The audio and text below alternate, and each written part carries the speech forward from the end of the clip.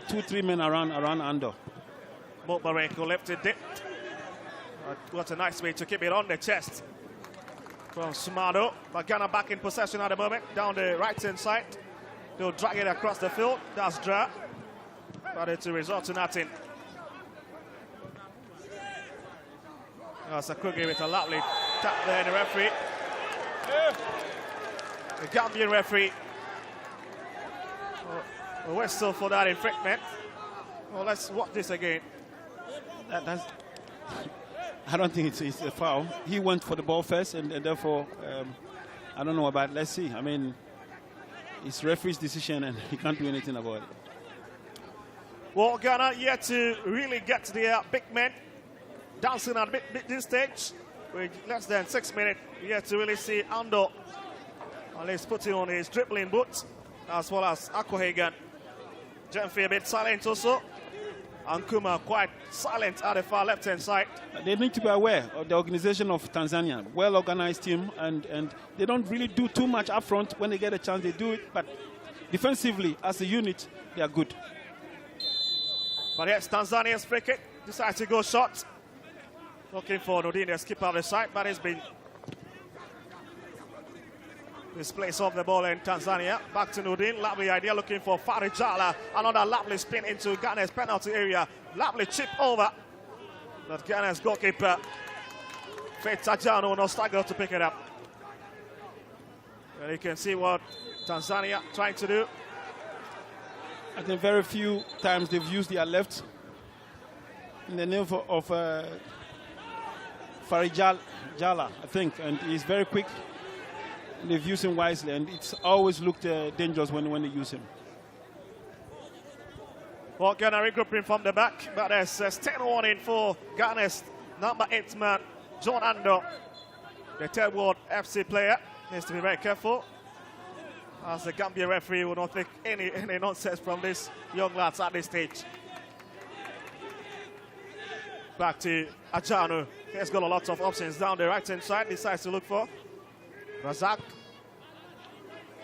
Mubarak back to Razak. And it will be the 10 of Benson to have a feel of that ball. We'll switch direction of play to the left-hand side. And Kuma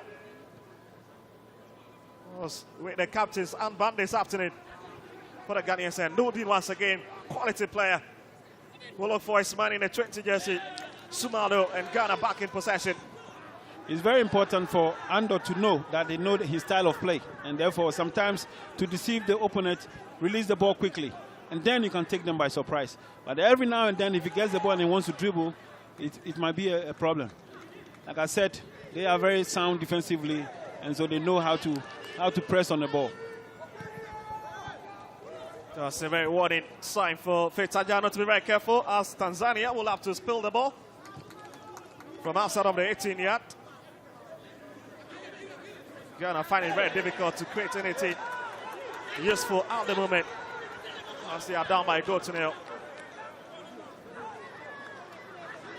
The Tanzanian side are also physically very strong, and like I said, I kept on repeating, the well-organized team, and so it is a challenge for Ghana. Ghana needs to be patient and try and pull them out of their comfortable zone to be able to create chances. Ajano picks it up, quickly spills it to the left back, and Kuma. We track back to the main side. It's brought onto the right-hand side. This will be Razak back to Mubarak. You'll have to drift infield a bit. Razak gives out the ball, and Tanzania back in possession, determined the pace of the game. It will be Nudin. Will have to go past this marker. Gets himself into trouble at the end. And it's Akugri who ensures that Nudin does not get past him. 10 minutes played. And what an exciting play from Tanzania, who leads the host nation Ghana by go to nil.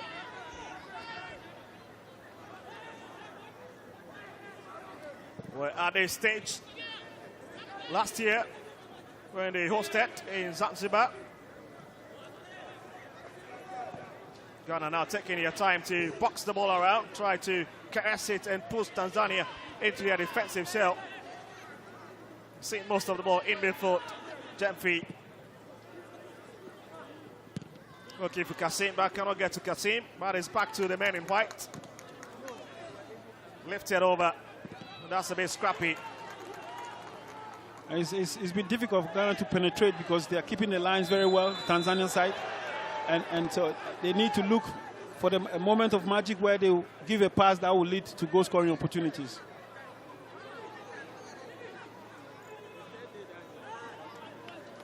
Well, that's Mensah, one of the deputy captains for this young Ghanaian side.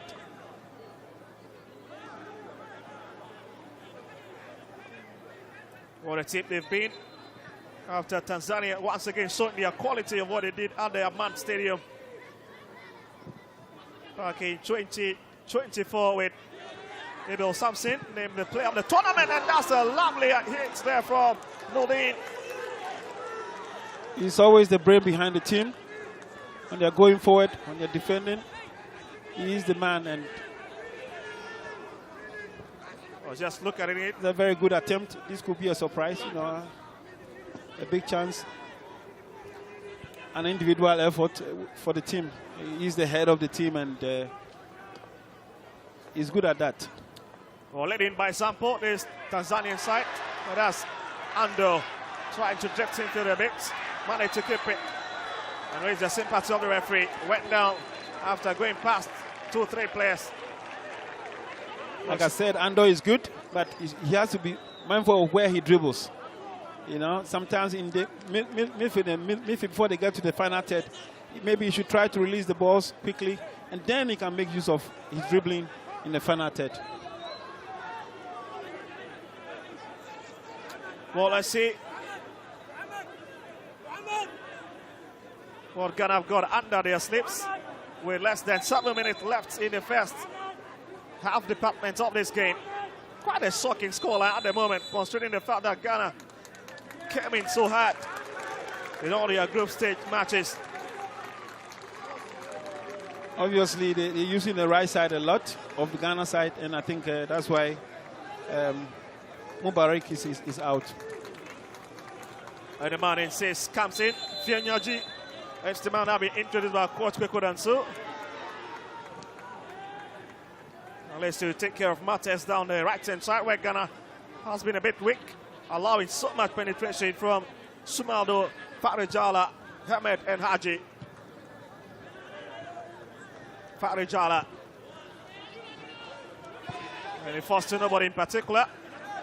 A bit of miscommunication from Ghana's backline. Jeffy returns it to Afaji.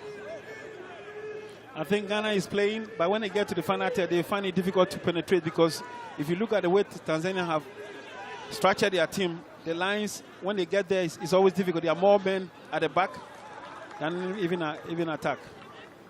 They are quick to drop, to make it difficult when they don't have the ball, and they are compact about it, so it's so difficult for Ghana now. Yes, Ghana on the ball, caressing so many touches from this Ghanaian side. That is down by Gotinel. Finally, it's a long hit into the box, certainly from the foot of Razak. That is a problem. You don't see Ghana doing this in their previous games because there were men there to pass the ball. Now, because of the way Tanzania is compact and playing, it's so difficult to get to the final third.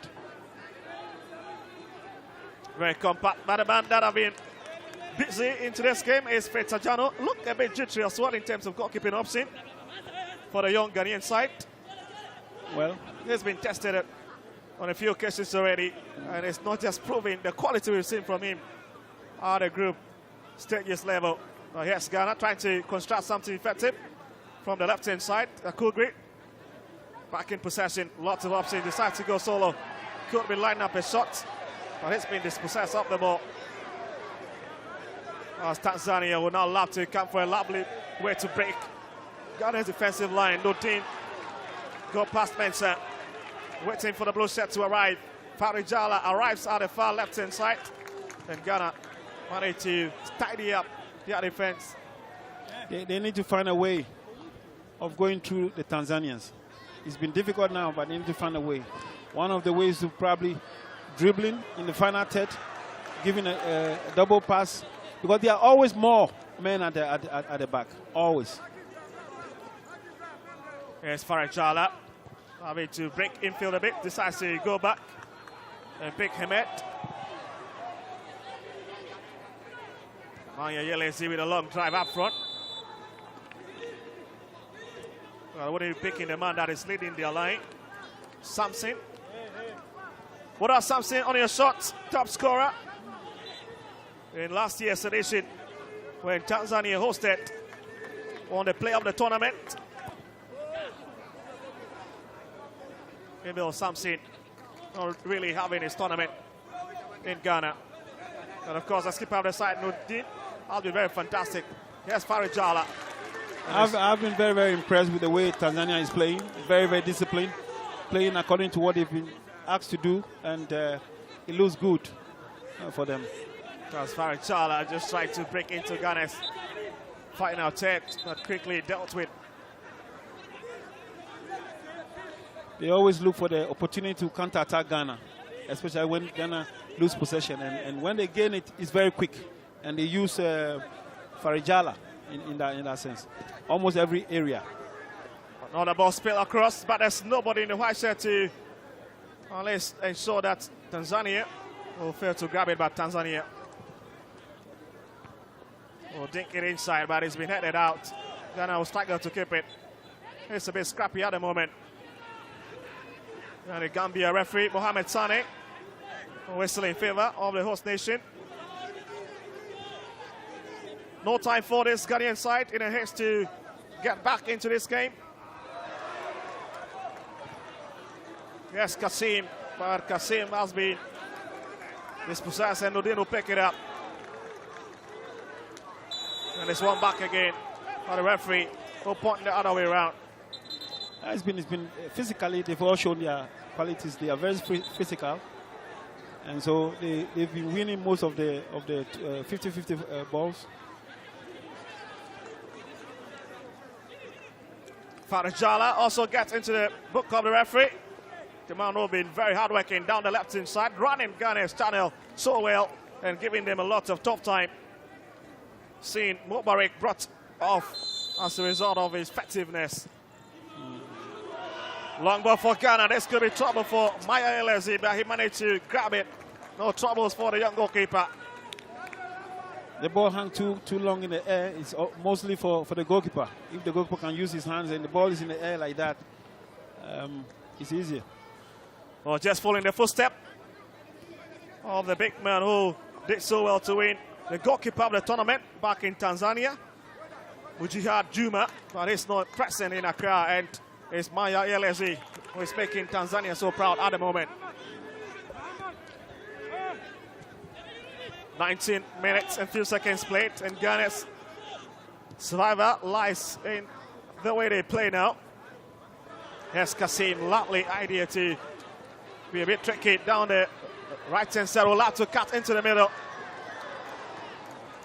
Just a bit difficult to understand whether he was trying to go for a goal or he was trying to pass that ball to Ando. He was at the far side. Yeah, he was trying to get the ball to Ando. Well, look at the movement again, just too heavy. Yes, the weight behind the ball was a bit too much, and he couldn't get it. But I think it's because of how Tanzania is playing. The moment they lose possession, they are all back to defend, and they make the space. They close in the spaces where Ghana can operate, and so it's very, very difficult for Ghana at the moment. Well, they've not gone down in this tournament so far. It's their first taste of going down in terms of goal, and they would have to follow back. So that ends it for the first half department of the game, as Tanzania will be smiling big as they take the huge step ahead of the host nation, Ghana. They've been very, very disciplined in the way they've approached the game. Ghana has to find a way of playing very quick to outsmart them. They have to find a way of switching play to be able to get and now, of course, maybe attempt a goal from behind. Well, absolutely. As Tanzania doing a lot of stuff at the moment.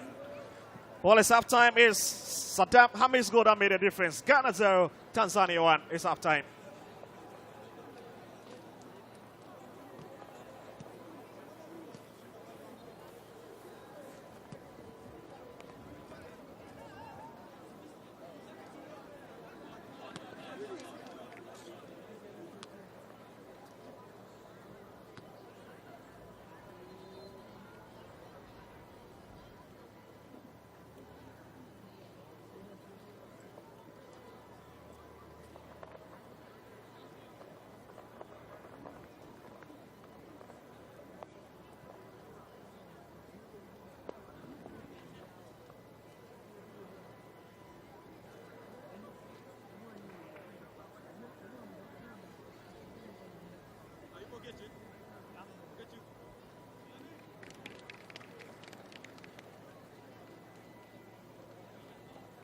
Name, that's the difference between Ghana and Tanzania in the semi-final, the first semi-final of the day. We'll keep you abreast of the situation in the second semi-final of the boys category. But Saddam Hamis is the name that has struck terror in the hearts of Ghanaian fans. I was up there and they were in utter shock as that ball went in. Very early goal, early pressure from Tanzania, and the difference is they didn't sit back. I'm joined by Coach Johnson, Calvin, and of course the one and only Gifty up here. Gifty, your thoughts on what you saw in the first half?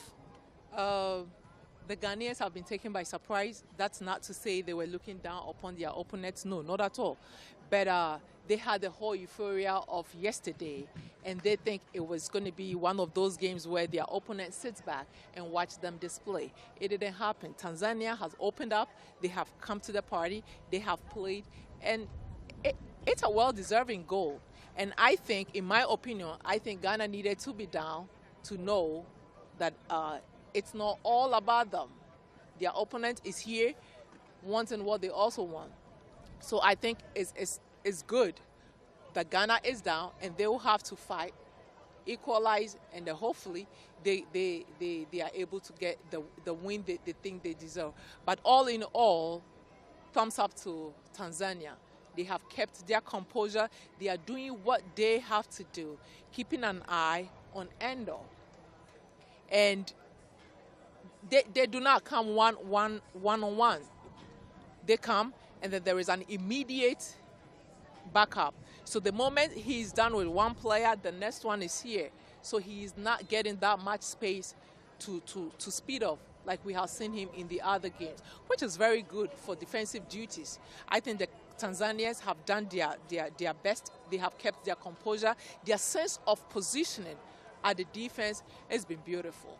Beautiful indeed. Something that we did notice, the coach mentioned it actually and brought to our attention, is the fact that Tanzania didn't sit back after scoring that goal. In fact, they took the game to Ghana to a certain extent. And you always worry that a team that scores early on and is not exactly the favorite will tend to sit down and protect that lead. Not the case in the first half. Coach, from a tactical point of view, from your perspective, evaluate that first half.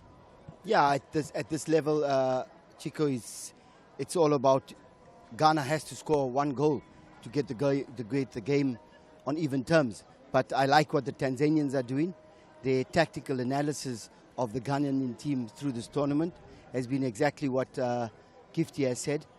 The dangerous player, put two on him. And I said that in the beginning of the thing. Close him down, and the Ghanaians have to come up with a better plan. But in my opinion, what the Tanzanians are doing as far as attacking their one-goal lead is what is going to ask of Ghana to change their tactics in order to get the one goal and then start again. So what they're doing, attacking with the lead, can only probably work out to be a better tactic in order to score the next goal, the second goal. But what we notice from Ghana is that their structure has changed a little bit during the course. Today especially, they're not playing the build-up on the right-hand side and switching the ball to the left-hand side. They now build up on the right-hand side and trying to play a through ball behind the Tanzanian defense, and that is not working. I would like them to go back to what they started doing in order to get to this stage of the tournament, to try and score the one goal. All right, so they'll go back to what they were doing throughout the tournament, according to Coach Calvin Johnson here, but we'll go back to that goal. The sole difference in the first half between these two teams, and it came early on. Tanzania just pushing forward, attack down that right flank, left flank once again. A cross comes in, and you could almost see Ghana just sank so far deep, tried ever so hard to clear their ranks. It just didn't happen for them. No, it didn't happen for them. And you have to say the 19 that scores the goal in those positions is very, very composed. And he slots it away very, very easy. So again, the Ghanaian team is practically on their penalty area. And they are looking to clear this ball. But when the 19 gets hold of it and is able to score the goal, he puts it away with a lot of ease, and that's a lot of composure. Gifty, the more I look at that, the more I wonder now. I understand how important it is to protect the goal, stand in front, protect the goal line. But where do you draw the line between protecting the goal line and standing and obstructing the keeper? It seemed to me the two defenders there kind of threw him off. Well, protecting the goal line, that's not necessarily means you have to be in the goal line, in the post. Protecting the goal line is preventing everything that could get the ball to the goal line. And in this case, is the players. Yes. So you have to keep an eye on the players. The Ghanaian defense, they were ball watching. Yes. They were only concentrating on where the ball was going, and they didn't consider who was going to get the ball to the post. Because the number 19 who scored the goal, Saddam, he was free. He's on his own. And he kept his composure under no pressure and just pick a spot with a punch. And he scored. I saw an early substitution there from Ghana as the fullback, Mubarak Shaib, was taken off, and on came Francis Fionyanzi. Happy with that one? Yeah, look, I always wanted him to be on the left back. Because him and, what's his name? The main player. No? Ankoma on the other side. Yes. But Adu, is it Ando? And he yes. make a good, I think they were playing in the other games. They make a good partnership as to who goes, who comes, how he frees him up and things like that. So I would like him to play on the left back side, because that's where the combination came from, where they were really, really strong. And he's able to help Ando and switch the ball, which is the structure of the Ghanaian team. And he was doing that. So now he comes back as a right back. So whether he's able to do that also, I don't know. All right, Coach. Well, they're about to come out, so, Coach, I can't go without saying, because in just a bit, we'll be seeing a kickoff between Al Ahly and Mamelodi Sundowns. That's a CAF Champions League semi-final. As we turn our attention to this one, I'll just ask you for a prediction. Y'all haven't gotten this prediction right here, but who do you fancy in that game? I think that game is going to be, I can't make a decision. I cannot make a decision. I think they will end up 0-0 and they will go into penalties. Well, that's a safe answer from a man who was coach of both Mamelodi Sundowns and Al Ahly, who meet in the CAF Champions League semi-final game, the first of two. We have two Egyptian teams, Pyramid also with Orlando Pirates later tonight. Meanwhile, our attention is solely on here, Ghana, Tanzania, second half next. Well, thank you very much. Welcome back to the second half department of the game. And it's a very, very daunting task for Coach Kweku Dansu's side, who are trailing by goal to nil. Saddam's goal really, really denting the chances of Ghana as far as making the final is concerned. But they've got 20 minutes more to really try and prove themselves, whether they've got the willpower or Tanzania, defending champions, once again will make a record appearance at this year's CAF African Football Championship final. Well, I think Tanzania has done very well in the first half. They're making something very, very simple. When you lose possession, get back to your base, make it difficult for Ghana, squeeze the areas, don't allow them to pass the ball, and then when you gain possession, counter-attack. And that's what they've done through Farijala, and it has been very, very successful. Through also the captain, Nuruddin, who has been very, very instrumental in the way they've played. With Ghana, I believe if they continue to pass, they must pass the ball quickly. They must look for the options to play and head them so bad in the sense that they play quick and attack. Referee from the Gambia takes a look at his watch, and there we are underway for the second half of this intriguing exchange between these two countries. Oh, that's a very heavy challenge. That's a bit of trouble for Mensah. That is heavy. As he lies on the turf. That's a very clumsy challenge. Just look at it again. Oh, that was a bad one. Straight into Abel Samson. And the Ghanaian man stays on the turf. And Samson deep trouble. As he places his hand on his chest.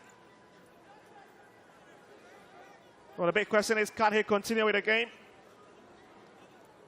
And it's been one of Ghana's quality centre-backs. Oh, Coach Kweku Dansu cannot just retract in the last couple of games. It's always difficult to replace a centre-back, especially when the game is going on. And the person coming in must be properly warm and all that. And sometimes it can be very, very quick, you know. Well, this man on your screen, Alko Hagan. A lot lies on his shoulder this afternoon to try and see if he can reverse the scoreline. We've seen other quality players also from Ghana's bench. Lots of quality on that bench as well, the likes of Eric Adai, Akologo, Welbeck, and even Emmanuel Dra, the man who loves to run on the right-hand side. But for Tanzania, quality staff. As we give you some pictorial view of this particular stadium with fans here in the numbers to throw their weight behind these young superstars. And it's Ghana's free kick. Jemfi to take it. But he has to bring it a 2-step back. Now legs for the long one. Trouble spilling there for Mayelezi, but nowhere near him. Just way beyond the bar line. Yeah, it was too far away from the target. I thought he was going to start to develop the attack as they've done usually, but the choice was wrong. Looking for Nudin, couldn't pick him, but he'll try to look for the man in the 18 jersey. Well, the big question is Ghana just capable of getting back into the game? Fianyonyoji with a long hit, looking for... I think Ghana should still calm down and play their game. If they start to kick the ball higher and so that is not their style of play. They should believe in what they've done in the previous matches, keeping the ball, keeping possession, and finding a way to move the Tanzania from their comfortable zone. What was that, Coach? As to whether Coach Kekudansu is hearing, that will be a different conversation after the game. So, sometimes in coaching, when you are there, you don't see it as us now. You know, we see it better than he is doing because he's pressured. He's looking at a lot of things, and so. But I believe his assistants will let him know. Well, there seems to be a bit of problem there from the technical areas. Coach Kekudansu complains to the fourth official, who is from Namibia, about time wasting. And as you can see, the Gambian referee, Mohamed Sane, trying to address it. Yeah, this game is said that there's not much time. When you are losing, you're running it with time. And so... lots of emotions, absolutely caught on display here. And the clock is also winding down a bit. Well, looks like Mohamed Sane will be dipping his hand into his pocket, but this is wasting time. What is it? So there finally is the big substitution. And it's the man in the 9 jersey, Idi Kasongi, who comes in for the man in the 10 jersey, former tournament best player, Abel Samson, is off for Kasongi to come in. Also getting a yellow card in the process.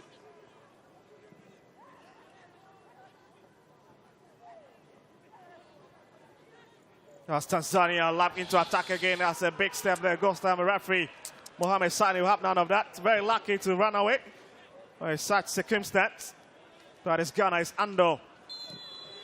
Sandwiched by 2-3 players, goes down and wins the sympathy of the referee. A bit frustrated. You know, I think a bit of frustration is setting in. I think Adai was asking for the ball, but you know, Ando is fond of taking the ball on his own. And this time, I think Adai was ready to receive the ball, but he didn't pass the ball to him.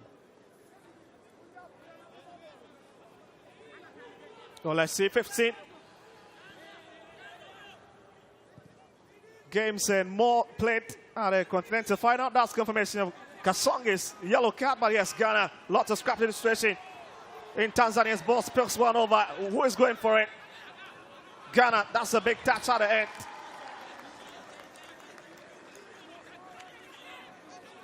And that certainly will be a corner kick. Got a lot of time wasting and a lot of indecision from these young players. Yeah, sometimes they make such mistakes, and you need to be patient as a coach. Let's run a throw in. That'll be taken.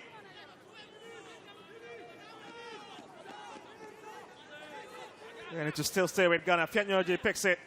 Overlooking to break into Tanzania's boss. The Ikela comes in, but not just the best. Again, not the best touch from Adai.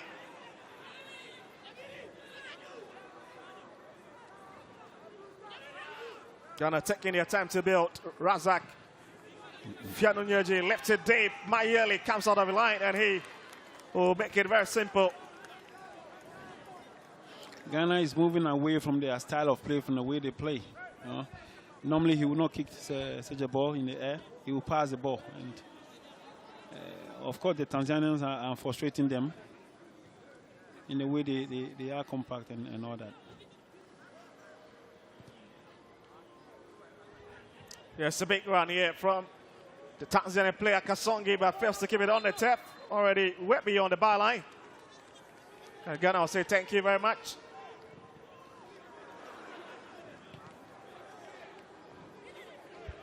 Tanzania looking very, very impressive anytime they are on the ball. Oh, there's another foul committed. Because there's not much time, and so they are forced to play the ball quickly. They need to take that, even though they are aware, they need to do the necessary. This is a foul. Also, so far so good for Tanzania's head coach, Boniface Pawasa, who is guiding his side quite well. As they've got a free kick very deep in Ghana's territory, decides to go long. But Fajano picks it up, no troubles for him at all. We'll bring it down to the left-hand side. It's Ankuma. And you can see Tanzania returning back very deep into their own half. Yeah. None of their players in Ghana's territory. Another wasteful play from the Ghanaians. They need to keep calm. Yes, you are losing, but play your style. Play the way you've been playing. Don't change it. Don't change at all, and that is the problem now. Mayeleze will pick it up. And you can see referee also issuing a bit of warning. He needs to be very careful. There's no much time to be wasted.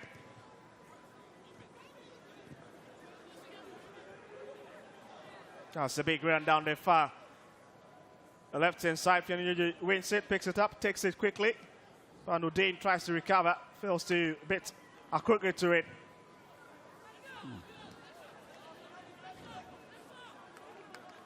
Not the kind of play you'll be expecting from the host nation, giving out how they have been, or how they fasten out in the last couple of matches. You expect better from this side. I agree with you, but it says good of the Tanzanian coach. I think tactically he's been very sound. His plan has worked so far, and he's made it so difficult for Ghana, so difficult. Ghana is not playing the way they've been playing. You know, they are in a rush. Obviously, they are losing, and so this is not how they've played in their previous matches. Well, let's see. Well, the whistle is already up. Tanzania, once again, who win their 50-50 chance. Looking good for them at the moment. Maybe the dream of making a final is just on the line, but we've got to see Kankam getting ready to come in. As Akrogui goes off for a late shower in the second half.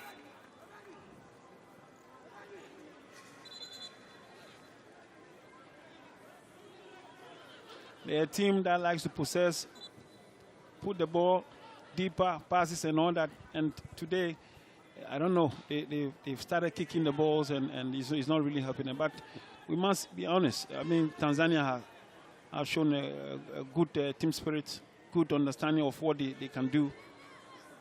And that is why they are leading. What won the Sikafa Zona qualifier, so it tells you that Tanzania side have just got quality all over their ranks. Yeah, finished group stages at the Sikafa level, went into the final and were beaten.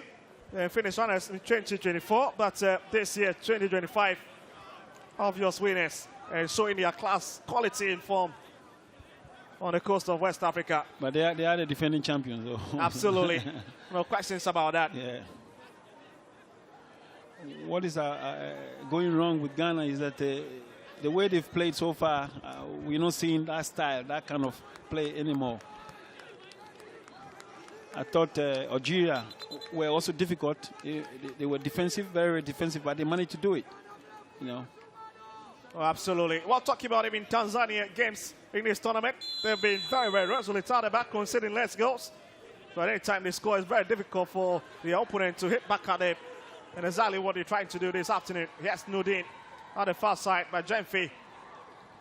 Only a few steps ahead of him. But he ends up giving it away. That's a big push from behind. And the advantage will stay with Tanzania. Less than 9 minutes left on the clock. And we could be having a major upset for the first time in this tournament.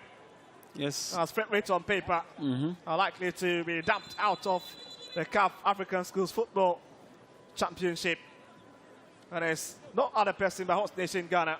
The Tanzania have improved. You know, in their previous game, you can clearly see they are very well organized defensively, but they didn't show the attacking options too much. Today, when they win the ball, they know exactly how to attack, and they've done it perfectly through Farijala and, of course, the captain. Well, a lot of impediments as far as today's game is concerned, marring the quality and the flow of the game. So we'll have to attend to another Tanzanian player. But on the touchline, is Coach Kweku Dansu, the man who hails from Bechem, who must issue a lot of instruction. The facial expression sums it all. The kind of result we'll be expecting at the moment. But for Tanzania's head coach, Boniface Pawasa, absolutely is beginning to show his dominance on the African stage. That's Kasongi behind it. But Ghana is up with a substitution, and it's Kasim who at this moment to be going off. And we have it. Roxy getting ready to come in for the hosts Ghana. As a confirmation of the substitution, Hakim Kasim is off for Ghana's number 18 to be introduced into the game. Plays for Maverick Soccer Football Academy in Ghana. And here's Tanzania trying to attack. That's a beautiful interception there, nearly causing a bit of problem again for Tanzania as they nearly took a double step.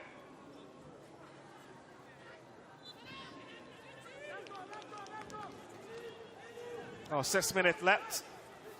And it's Kasongi, the man in your shot at the moment.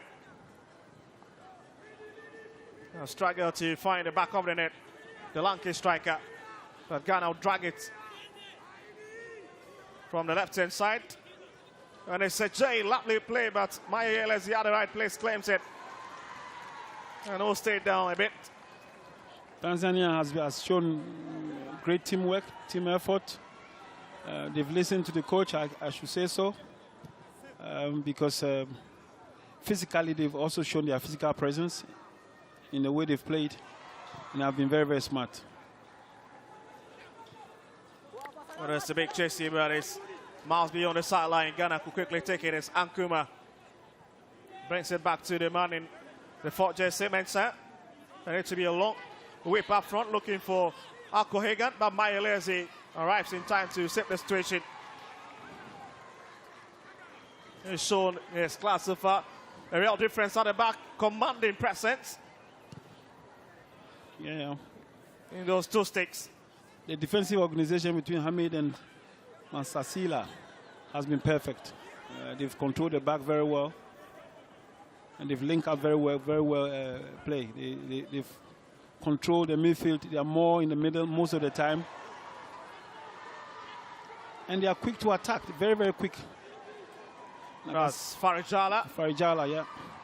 In his element once again, but he's been stopped in his track. Well, Ghana now just sticking at the moment, very disorganized. Yeah, it's because they've stopped playing. They've stopped the style of play. You see, Ando is even quiet. We're not aware even if he's playing. You know, he's part of the game now, but you can't see him. And it's because, look, now they are all back, making the space, giving them no space at all. Ghana is finding it even difficult to pass the ball. Very, very difficult to pass the ball. And it's important. They are in a rush also to get an equalizer. And that is what is destroying their style of play. The ball will roll out once again for a train advantage. But Ando, who scored twice against Uganda, absolutely silent into this game. And it means that Ghana might not just come to the party if their talisman is a bit silent at the moment down the far side. And it's a goal kick for Tanzania. It is clear that they've really watched Ghana play. They've seen the style of play, and they've made sure that their key men have been kept silent in the game, and that's what they've done. Ando is very silent and quiet. And he's the key man when we are going forward. He's been very, very quiet in the second half. Well, looks to be a kick for Farjala, who going in long. We'll be looking for Kasonge, but picks Nudin. Can't reach it. It's onto the left-hand side for Ankuma to deal with. That's a big touch from behind. And they'll have to take it quickly. And you can see a lot of indiscipline right there. And Tanzania will use the opportunity once again to live it on the tap as the player struggles. Unless to even make it onto his feet. And obviously it's the man in 12 jersey, Lupuga, who stays on the tap after coming off that challenge against Ghana's number 8 Ando. Well, I think it's a bit frustrating for Ghana side because they've not been able to play the way they want to play. Obviously, it's the organization of the Tanzanian team, and they've done well through Nuruddin, Farjala, sorry, and of course the defensive are very, very tight.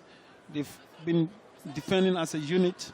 They've made it so difficult for Ghana. They managed to keep the strong, the guys who can make the magic quiet in the name of Ando. And I think we need to respect that work from the technical men. Well, it's Ghana's free kick, and Ankuma is behind it. Less than 2 minutes, and Tanzania can't celebrate, but for the moment, it's another wasted opportunity from Ghana. As the skipper just overstruck that ball into Tanzanian territory.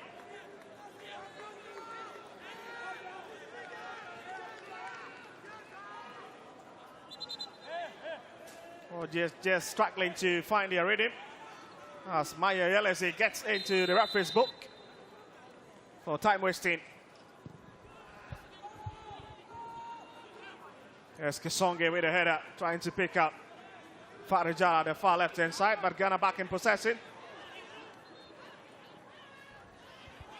There's a J, not the best of touch, but managed to keep it. All out to go onto the far right-hand side. Ghana, can they make something happen in this dynamics of the game? Turns it in. Akrugi swept off his feet, and Tanzania turns it away. There's last-minute pressure from the host nation. Ankuma. Yes, Ando. Can he provide a bit of magic? Goes past 2-3, drifting into the middle. Ghana's talisman hits it onto the far right-hand side. That's Kankam, the between man, who decides to opt in back. Razak. The referee will be taking a look at his watch, but it's Ghana's free kick in this last minute.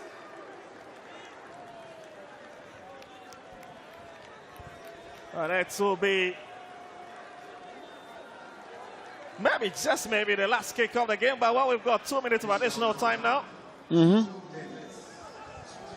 for Tanzania, that will look like just too much for them, but for Ghana, it looks like just a few minutes that they would have to try to stay into this game. But an obvious important kick at the moment. This has been a surprise performance from the Tanzanian side, and tactically they were sound. They've played very well, and they deserve it.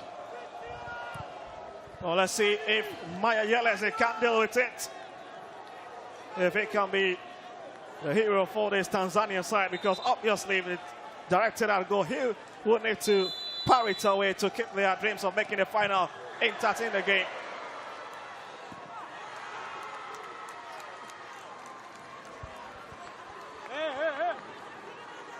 Fajini will pick it up, decides to step out because the time is really sticking. As Ghana will retain it. It's now onto the far side. Can't come. There's a big movement, but just too much. Mayelezi picks it up. And no stay a bit on the turf. Looks like the defending champions have got their way around the host nation.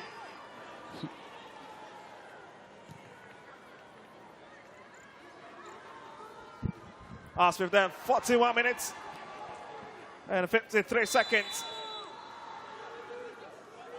It's a big Ghana's advantage, and you can see the Ghanaians absolutely in the haste to take it. Oh, that is being searched for. And that's certainly the Gambia referee, Mohamed Sane, closest proceeding. And for the second time in running, defending champions Tanzania will make another final this time around in front of the home fans in Accra. Heartbreak for Ghana, but for Tanzania, lots of celebration back home. Of course, they need to celebrate. They've done so well. Good work from the technical team.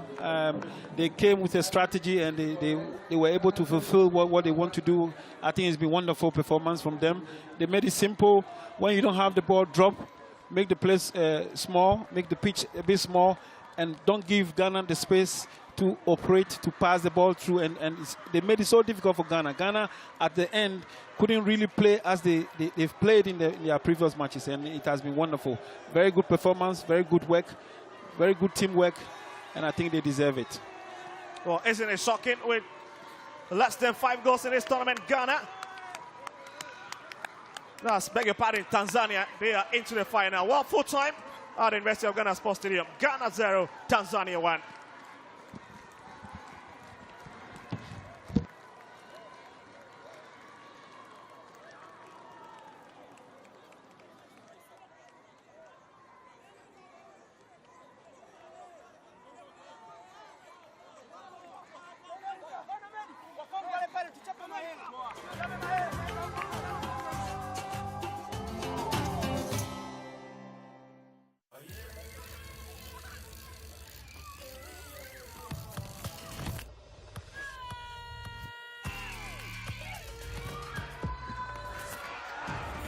For those who love it, those who support it, and those who play it, Orange is here.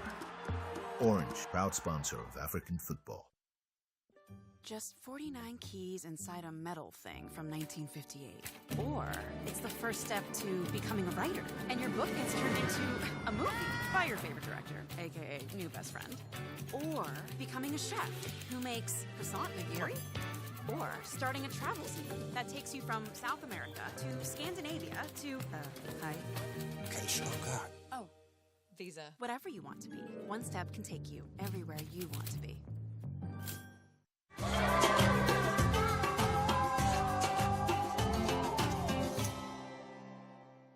Well, there's joy and there is tears. There's laughter, there's despair, there's hope, and there is none. Some had a dream. It was achieved to get to the final. The other team, the contrast was theirs, has ended up a nightmare. Ghana are out of the competition, the boys' championship. What a disappointment for them. The fans in utter frustration, unbelief running through the stands. Some of them started becoming coaches. Ultimately, none of them could aid their team as they fell at the hands of the team from East Africa, Tanzania. 1-0 to Tanzania, and the name that will be remembered, at least in these parts, for the next few weeks will have to be Hamis Saddam, a name that will probably be waking you up once in a while. Gifty, what did you make of that game? It has been great. It has been beautiful. In my opinion, well-deserved win. Tanzanians came to the party. They played. They kept their composure when they were without the balls, and I'm not excited that Ghana is out, but for the good of the game, I am glad that the best team on the day won, which was Tanzania. The Ghanaians, on the other hand, today did not play as a team we know. From the beginning, they thought they could go have those flair, fun game they had yesterday, forgetting this is a Tanzanian team who are the defending champions of the competition. They started off, they were not getting their foot right. At the second half, when the goals were not coming immediately when they got on, frustration started setting in. The boys wanted to get the ball so much into the 18-yard box, so much that they were not playing. and you wanted to do too much. The thing with football is when you want to do too much, you end up doing nothing. I like that Yeah, phrase. and that was what happened to the Ghanaian teams. They stopped playing. They were just lobbing the ball up. And when the ball is in the air, it's anyone's ball. It's interesting that she should say that because both of you, Coach, were discussing during the course of the game as I was sitting there and watching. This is the great thing that I get a chance to watch a game of football with Coach Kevin Johnson and, of course, Gifty Apia, because they discussed the game. And one of the things, Coach, you were saying is throughout the first half, stop taking the ball into traffic. Be patient. Forget taking the ball into traffic. It was a hit and hope towards the end of the game, in fact, towards the course of the second half, something that frustrated you immensely. Yeah, when you look at what we watched previously of Ghana, what we watched previously of Tanzania, and when we watch, I think the Ghanaian tactics went out the window because the goal came too soon. And if they maintained what they were doing in the last games, then they would have got their goal and they would have made a game of it.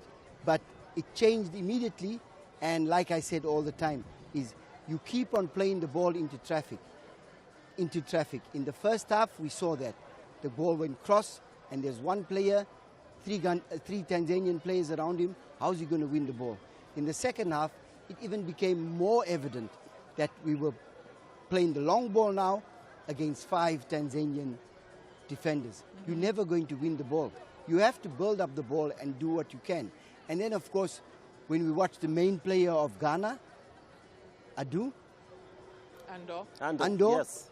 Whenever he got the ball, he kept doing what he done the whole tournament, is look to play people on. And the Tanzanians did a good job against preventing that. The minute he put his head down, there were 3 players on the ball. So he'd take the first one on, but the second one would steal the ball. The player that I and that we liked for the tournament is the Tanzanian captain. When you watch him, he was not fancy, or he was not doing something extraordinary, because we've been talking about him the whole tournament. He went there, he defended the ball well, he attacked, he defended good when you are supposed to go. And the captain, like we said in the Tanzanian team, he was able to control his game in certain moments. So good ups to the Tanzanians and the Ghanaians. Next time you get to this part of the tournament, you're not in the final until you've played the last 40 minutes. Rashidi Nuruddin is the name of the captain of Tanzania, the man who has led his team not just through the group stages, but now into the finals. The defending champions are there and are proving that, well, form is temporary, but class is permanent, as they have shown pedigree stands between themselves and the host nation, Ghana. We've been here before, Tanzania have said. We've had to fight our way to the title, in fact, and we could do it again. Ghana, meanwhile, welcome to the Africa Schools Football Championships 2025. This is what it's all about. But what lessons can Ghana take from this one? Don't be complacent. Complacency is a no-no in football, because you are good to wear the jersey. Just as you are good to wear the jersey and be on the field, so is your opponent. Equally good, maybe even better, to get the chance to be on the field with you. So we don't want to fault them too much, because these are kids who are learning. I just hope the technical team, the psychologists, can talk to them and let them know it is part of the game. It happens. The best thing you could do for yourself as a player is to come out better than it happened today. So, thumbs up. They have given a good account of themselves, but football happened. Any positives? I should be very clear on that one. Yeah, well, for me as a youth tournament, and we, like Gift has said, it's for the children. Some of them might not come back next year, but those who do come back will give the promises. The people that we know would possibly 80% come back is take cognizance of the fact that you, the technical team of this particular group, you've got to take the negatives out of this tournament and pass it on to the next technical team, so they can teach the next generation of players who are still here what it's like to play in this tournament, what it's like to get to the semi-final and think you have won it already when you still have to play it. And the game is 40 minutes. It's 11 v 11. It's never going to be 15 versus 11. So those are, for me, important messages to take to the next generation and to the next tournament if you qualify to play this tournament again. Mentality and focus, absolutely. Hope springs eternal, so they say, until it doesn't. For the boys in Ghana, well, that hope has run dry. But for the nation, that hope rests in the girls. Let's turn our attention to them now. They've proven to be one of the favorites to coming into this one, into the semi-final. But then again, they are up against, yeah, you guessed it, host nation, defending champions once again. Ghana. I do not want us to put pressure on the girls because of the results of the boys. Two different teams, two different technical handlers, maybe different mentalities. So leave the girls to play their game. If anything, if the girls team have anything to take from the boys team, it's focus, concentration for every second of the 20 minutes. You cannot lose focus, especially the first 5 and the last 5 minutes of the game. Very crucial. The first 5 minutes of the game, usually players have not settled, so you might want to take advantage of that. And the last 5 minutes of the game, players are already getting tired and are trying to check out mentally out of the game. That is when you should be in the game to take advantage of. I'm sorry, Gifty, I have to jump in here because while it's very noble, as a player, hey, listen, don't put pressure on these girls. Those are two separate competitions. But they are playing on the same pitch with the same set of fans who've seen the boys come out, and now their girls are their only hope. Do you think they're thinking that way? Pressure is good for the game, but it depends on what kind of pressure. I mean, if there's no pressure in football, everybody will go out there and play nonsense.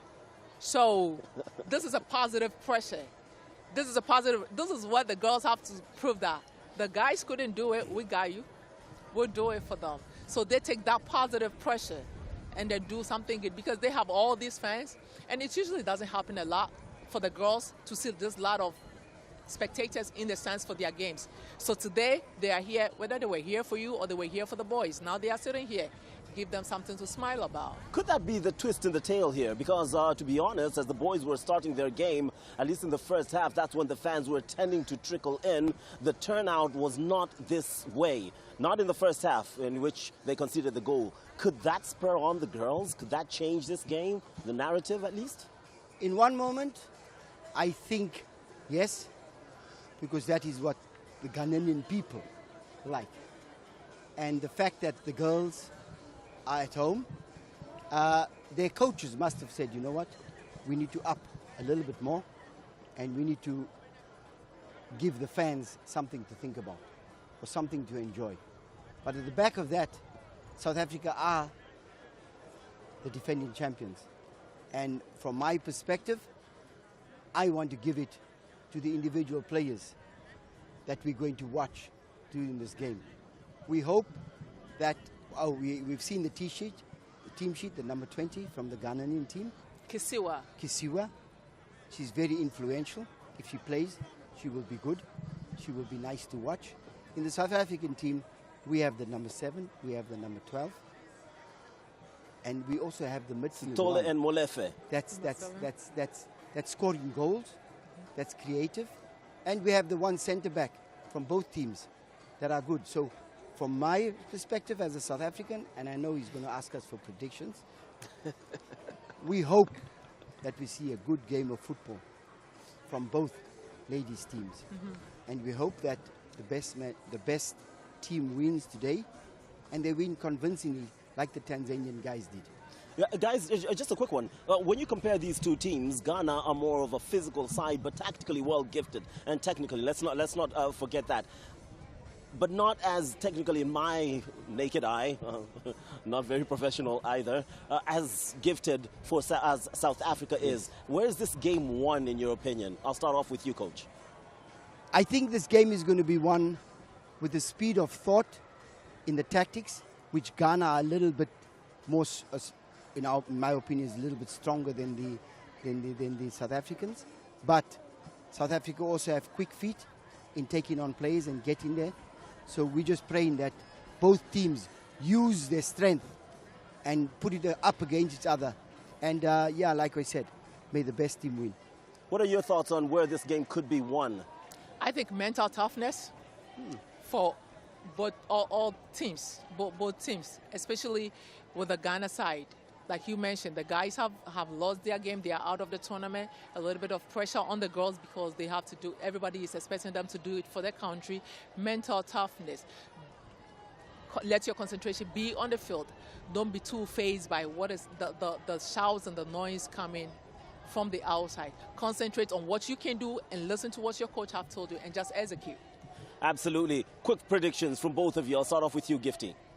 2-1. With a little dance. You did a little dance before you went with 2-1 to who? 2-1 Ghana. All right, Coach? Defending champions.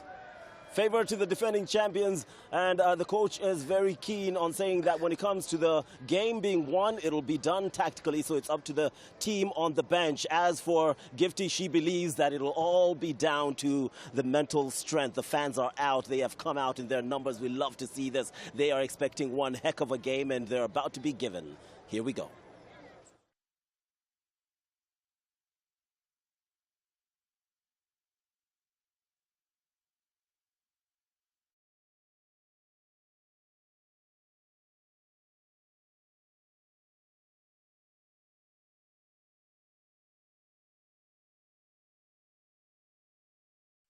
Well, brace yourself up for this because Ghana's girls are just about to go toe-to-toe, shoulder-to-shoulder with defending champions South Africa. A place on the continental podium is at stake for these young, talented girls at the African Football Schools Championship 2025. 3 wins for the Ghanaians. They beat Morocco by goal to 0, sliced Benin on match day 2, and didn't spare the Gambia in the final group fixture. But for South Africa, 13 goals at the group phase mean that Ghana will certainly be extremely careful of the threat posed by Pulani Muloi and Gani Sumila, who have combined a total of 8 goals already in this tournament. 4 at pace for them, leading goals scoring chart in terms of the women's division. And then we have the 2 teams taking onto the field. South Africa coming through the right-hand side in their favorite colors of yellow, as the host nation Ghana are dressed in white as they take onto the field, led by the referees who will be in charge of today's game. Well, the stadium is beginning to fill to capacity as we try to wind down on match day 3. Got an exciting lineup already for Ghana. Sadly, Kisiwa is not in the starting lineup. That's set to be a big blow, and lots of questions will be asked as far as the Ghana starting lineup is concerned as we get ready for the national anthem of the 2 sides. South Africa definitely will be first. National du Sud-Afrique.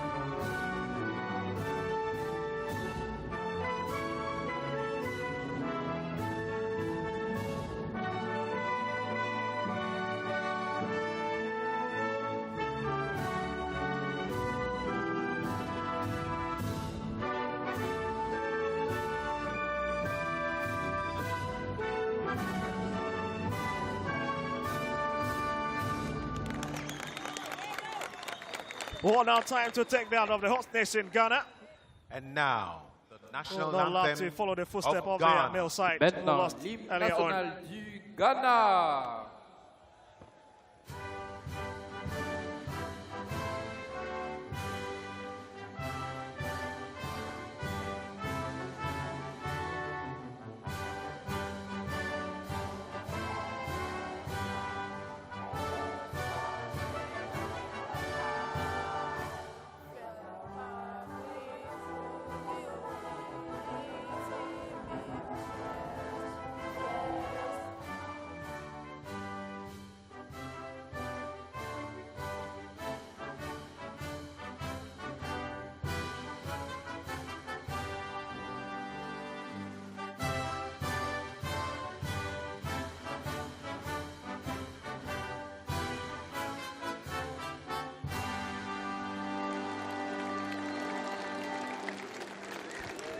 Well, you can see the red, yellow, and green of Ghana with the black stars in the middle of it as the two teams exchange some pleasantries.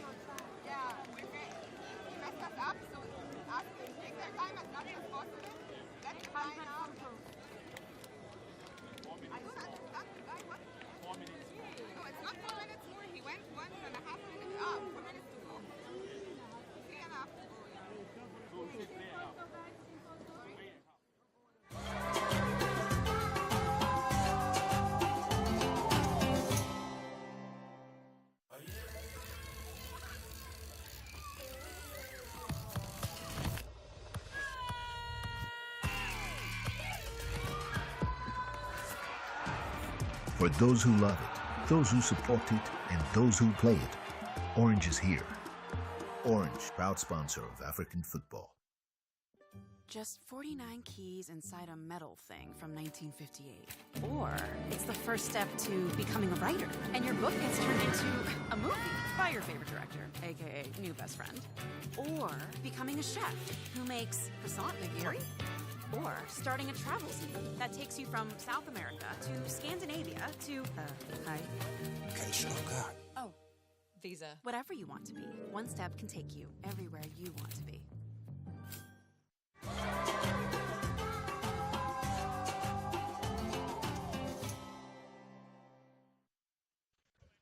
Well, absolutely, the weather is roasting hot here in Ghana's capital with temperatures around 33 degrees Celsius, precipitation 40%, humidity 62%, and wind speed of 16 kilometers per hour.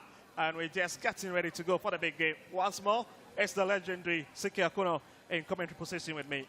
Thank you, thank you. I think Ghana has to do what they've been doing in their previous games, but they need to up their game. This is the defending champion they're playing against, and they must work more up front. They need to be able to manage to get into the box quickly as they can and to score goals. I mean, in their last match, they managed to score 3 goals, which was very, very good. With South Africans, I think Ghana needs to be mindful of Molefe, who has been attacking from the right side of them, and he's shown a lot of great attacking options and giving them options to score. Unfortunately, the Malawi is not part of it, and I don't know how they're probably going to use Cock also to score the goals. Thomas, who has been very, very good at the back, has been able to organize the defense men, and I think they will show a great sign of team effort, team organization, and that's what they've done so far. And we yet to see a beautiful game this afternoon. Well, absolute different scorers for South Africa, having as many 5 different players scoring in this continental stage as far as the CAF African Schools Football Championship is concerned. You've got the likes of Sumila scoring 4 goals, the same as Pulani Muloi, but she's not starting today's game. The South African's head coach on the bench there, Angel Kumalo, once again guiding the South African side after winning the 2024 edition, and it's out to face a very difficult task against Joyce Boateng. Well, I love what Ghana is doing. They're trying to keep the team shape, how they should be moving, which is a good sign. But they are a team that loves to have the ball and play, and so they have to work without the ball a lot, and it's a good sign that they're showing on the field of play. Well, so let's see referee whistles for the commencement of the game, and we are underway at the University of Ghana Sports Stadium. 0-0 between the two sides at the moment. So let's see what the next 20 minutes has got to offer in the first half department of the game. Well, South Africa already committing an error, and it will be Ghana's advantage to attack from the right-hand side. I think this is the early moments of the game, and there will be situations where both teams need to settle down very well to see exactly what they can bring out. Well, the entire nation's hope is on the shoulder of these young girls in terms of making the final of this year's edition, with the boys already missing the ticket after losing to Tanzania by 1-0. But again, all is up to play in that 3rd place playoff tomorrow. Yeah, we all thought Ghana were really going to make it because of the beautiful football they've demonstrated, and unfortunately, I don't know, somebody will say swollen-headed complacency set in. They were not able to perform very well as they did in their previous games. South Africa with a twin advantage, and you need to, let's look for this lady in the 13 jersey for South Africa, Suleiman. The lady who just picked up the ball together with Sally Cock, who have been pitched this time around up front with the absence of Pulani Moloi. Absence maybe due to injury. And South Africa will have to come for it a bit. Draws back to Sitole. And the whistle goes up. Ghana will have to quickly take it. The referee asks that it should be brought into the center circle. Angela Sitole in your shots at the moment. Oh, I just love her name. Yeah, funny names, one day. But they've got a lot of exciting minutes back in South Africa as Kua, who hits a long one up front. As again on the ball, decides to find the lady in the 10 set. That's Pinty. We were always talking about Molefe, but I think Stiweni is also another big player for them when they're going forward, the way they attack and all that. That's Ghana, that's Pinty, hits it onto the far left-hand side. And too much step from Owusu. Well, you've got to keep your eyes on that young lady Owusu, and the fact that Mary Kuma is also started after coming into the game yesterday from the bench. Coach Joyce. Unfortunately, Kisiwa, who has been, very, she has done so well, is not starting. That's a surprise. So. Maybe Coach Joyce Barton has got different options, but he has Ghana trying to get into South Africa's box. Yeah. That has been tapped away. And it's Messier with a lovely tap to turn away the danger that was just looming on the far left-hand side. It will be Ghana's corner kick. And you can see a lot of bodies are being pushed into the box. As Mafumo is equally aware of the threat this young lady's break to the fore. Lovely send across, drops, and it's Sitole who clears the line. And to stay with the last in the white set. Send across again, a bit of miscommunication. Ghana here, lovely 10. It's Koa who also pick it up, but it's under the captain of the side. And it's just too long from the skipper. Roasting it across the face of goal. She was able to take the ball and dribble a bit and move forward, but the cross was too much. Well, the excitement is already building up. Feels like a final already, though it's a semi-final between these two sides. These are two big teams who have done so well in this tournament, and one would say maybe they should have both got into the finals. It's unfortunate, but we have to get a winner. Well, other game that is happening is Uganda taking on Morocco, as they also look forward to a ticket into this year's final. That is South Africa's free kick, as they'll take their time to lace it up front. Looks to be Messier without long hits, but nobody in particular. They'll drop into the middle. And Ghana will have to exchange some passes down there far. Left-hand side, Ahiaku. South Africa back in possession. Situweni slides it down to the left-hand side. Looks to be Somila already with 4 goals. But that time is equal to the tax. Waits it, slaps it up front. And it's a big moment, but the flag is already up. The flag already up, halting Ghana's attacking threat. And it's Daniela Basso questions the assistant referee. But that's a good move. I mean, from the right side of attack, they were able to manage to get the ball out front. Just that when she was running, she needed to watch. Abbas needed to watch a little bit when he's going forward. That's Ahiaku. Not really having a tournament. That is Mary Kuma, who will look for the big lady again, Ahiaku, one of the favorite players coming into this tournament for the host nation, Ghana. Olefe in charge now, trying to drive to the traffic of Whiteshed. But a bit of miscommunication. Looks to be Shallycock. And South Africa lost out of possession. Quinte drops it back. Esquire. It backs down. Nobody to receive it. That's lovely footwork from Adam. Azimpaga. And South Africa will have it now. This is Gani Sumila, but miles beyond their sideline. Means that advantage will stay with the host nation. 6 minutes played, and already the game is just opening up. It is open because of the way the game is going. I mean, Ghana willingly showing for the ball, playing, and that has been their style, which is good. Abbas getting involved, linking up very well in play. It shows a very good way of playing. But it's Ghana's free kick. And it's the skipper on the side who have elected herself to take it. The lady at the right back position, Hajara Adam.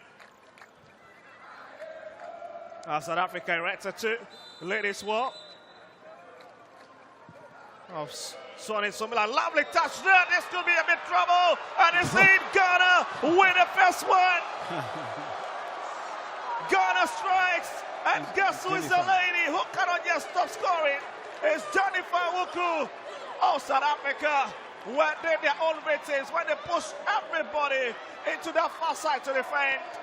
That was a very good one. I mean, the ball was switched from one end to another, knowing that Jennifer. Look at it again, lifted it above everybody. And even goalkeeper Mafumo will struggle to. She got into the box at the right time. She was behind, got into the box at the right time, and of course got it. The goalkeeper was also moving to the opposite direction whilst the ball was, so it's a very good goal. And the defending champions are dumbstruck at the moment. Maybe Coach Kumalo would have to find a way around this Ghanaian side that Jennifer could have just given the lead. This is going to help Ghana to settle down and probably play their game. And let's see what South Africa will have to chase the ball and make sure they also get the ball and equalize. And the South African goalkeeper, strikingly a bit, Kadalo Mafumo conceding just early. Ball is game on, Ghana 1, South Africa 0. As the defending champions would have to chase this game. Well, they've got a quality, isn't it? 13 goals at the group stage, so it tells you that in terms of goal poaching rate, they absolutely have got quality all over. They do. I mean, the way they play, as usual, compared to probably to the boys stop playing. These girls continue to showcase what they've been doing in the past months and weeks, and in the matches that they've played by way of playing. They've kept it going. South Africa will now love to attack by Ghana or defend their line back into the middle on the left-hand side. It's tipped again, and the route is on. Owosua. She picks it up. Pass is got. Messia to do it. Yes, Ahiako. Ghana stops her. This could be a long one. Mafumo struggles again, but she picks it up on the second look. That was a good attempt by Kuma. That's Ghana's danger lady, Christiana Ahiaku, who's been silent in this tournament. Top scorer back in Niger, as well in that invitational tournament in Malta. Ghana running riot, breaks into the box, cut back beautifully. Christiana Ahiaku and Mafumo delivers an exacting one to stop her. Crazy scenes, and you can see the student really enjoying themselves. Real party for the host nation. The way they have the ability to play and have that confidence is what I admire a lot about them. Irrespective of the area, which area, the angle might be close, they still have the confidence to play. They are not afraid. And that is a very good work the technical team have done. South Africa missing the exacting presence of Pulani Moloi. Well, it's not starting again, but It's part of the match squad. That's Pente. Decides to go long again. Well, looks like Coach Joyce Martin have just told the ladies to lift their game a bit. Yes, and I think they've shown it. The few minutes that we've seen, I think they've done it. With South Africa, I'm surprised Molefe is now playing through the middle. Normally when she attacks from the wings, she looks more dangerous and effective. And because of that, you know, the captain has been pushed to the right side of attack, and we've not seen much of the South Africans. It's Ghana's showmanship, but it's Setole. Drops it into the middle. And it's Sally Cock who wins it. Oh, Sally Cock herself. It's a bit silent. And that must be worrying to Kumalo, coach of South Africa. Let's just look at how South Africa's number 3 went onto the ground. Beautiful football from these two powerhouses on the continent. But they here scoring it off at the CAF African Schools Football Championship Ghana 2025. But coach, maybe we'd have to talk about the good stuff coming from the quarters of CAF as far as this project is concerned a bit later. Of course, I mean, CAF have done so well by bringing this out, and I think this is an encouragement for any other child, any other young child, boy, whoever is in his country and he wants, he or she wants to play football. I mean, it's an encouragement, and of course, it's also brought from the schools, which is good.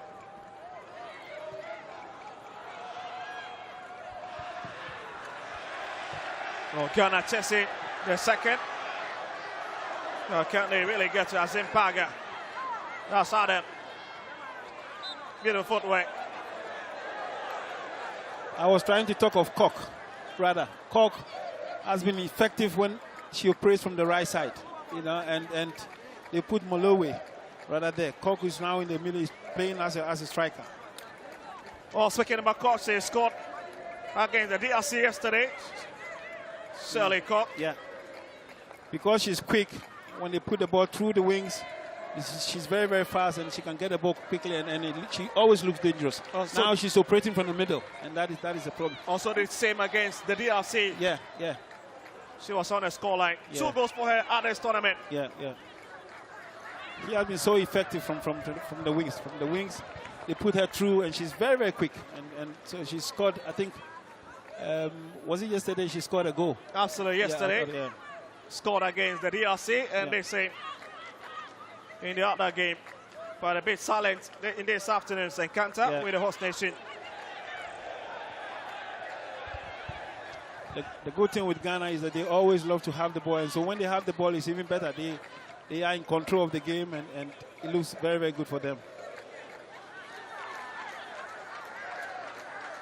40-minute play, 6 minutes ago, and defending champion South Africa are down by a goal to 0.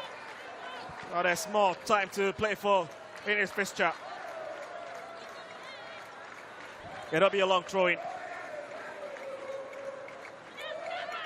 But we'll also pick it up for Ghana. Messiah will brush it up front, but Molefe bits into it again. On the far left-hand side. They're looking for the run-off. Daniel Abbas and Azim Paga drops it a bit to Christiana Hiakun. It's a long drive. And it's just too much for the lady who scored against Benny yesterday to increase the tally. She likes to drive. She likes to try like long range shots, which is always good, but she must get the direction. The idea is always good, but she must get the right direction. What a game we're having.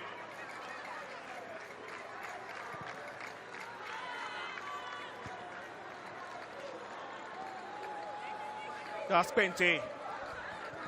Mary Kuma, Daniel Abbas onto the left-hand side. Also draws it, but it's brushed away. Setole. Molefe.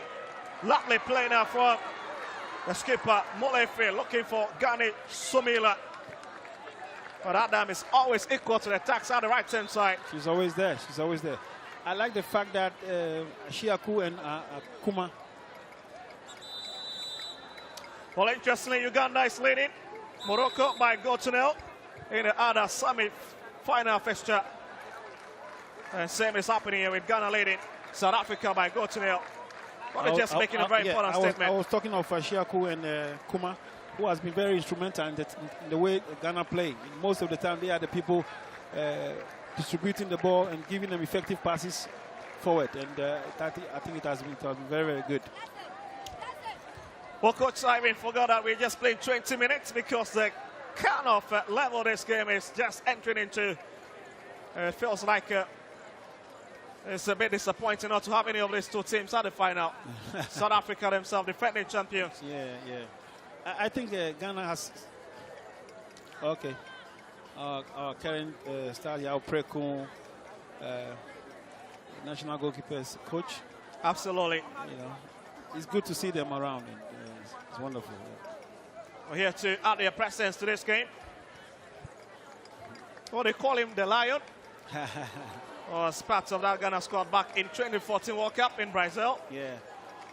You remember the scene when he got a ball from Ronaldo. Ronaldo tried to score it and he was just about making that statement. But how about that forward kick from the skipper of the side that resulted in that goal with Jennifer Oko just tapping it home.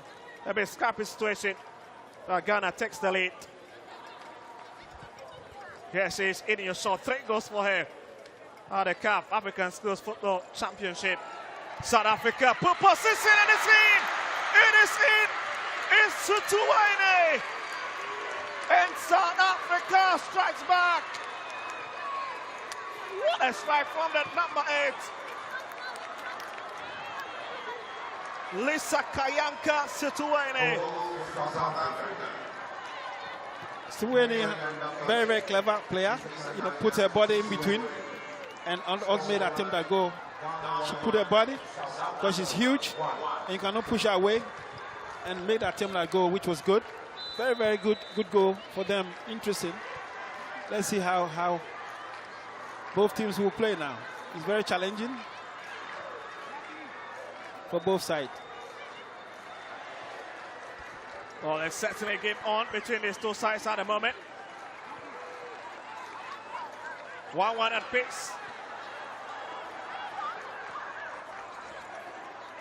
As we're itching closer to the final minute, there's a big opportunity for Ghana. Oh. And Mafumo at the right place to claim it. But what a big miss there from Daniel Abbas. A very good work from Adam first, you know, to put her through, and Abbas needed just to tap the ball in. The timing was bad from her. This was a big chance for them.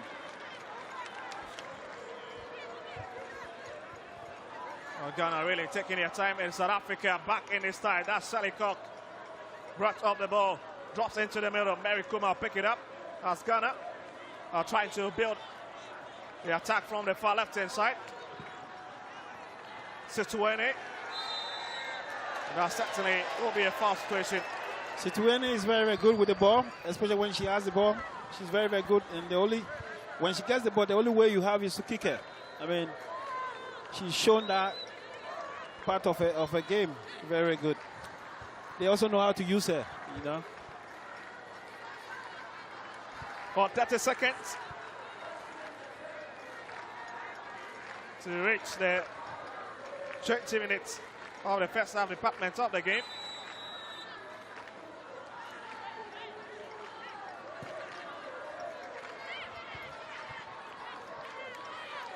Ghana wants to play, I understand, yes, but they need to keep an eye on Tutuene and Koch. They are the players who can really help them when they're going forward. Well, interestingly, Ashiaku and Kuma plays for the same team, Root Sisters, back in Somanya, so it tells you the quality in this Ghanaian team setup. But 20 minutes is already up for the first half department of the game. And that certainly ends it there. Well displayed game between these two sides. Scores even at the moment. But to be fair, it's a fair result. A fair result. Very, very good. Very good game. Interesting. Very exciting as well. I'm sure you've enjoyed yourself. I have enjoyed myself as well. And it's interesting how they're going to come back for the second half. Well, that's Ghana's goal scorer. Bente in your shot. As we head into the dressing room, it's half time. Ghana 1, South Africa 1. Don't go anywhere.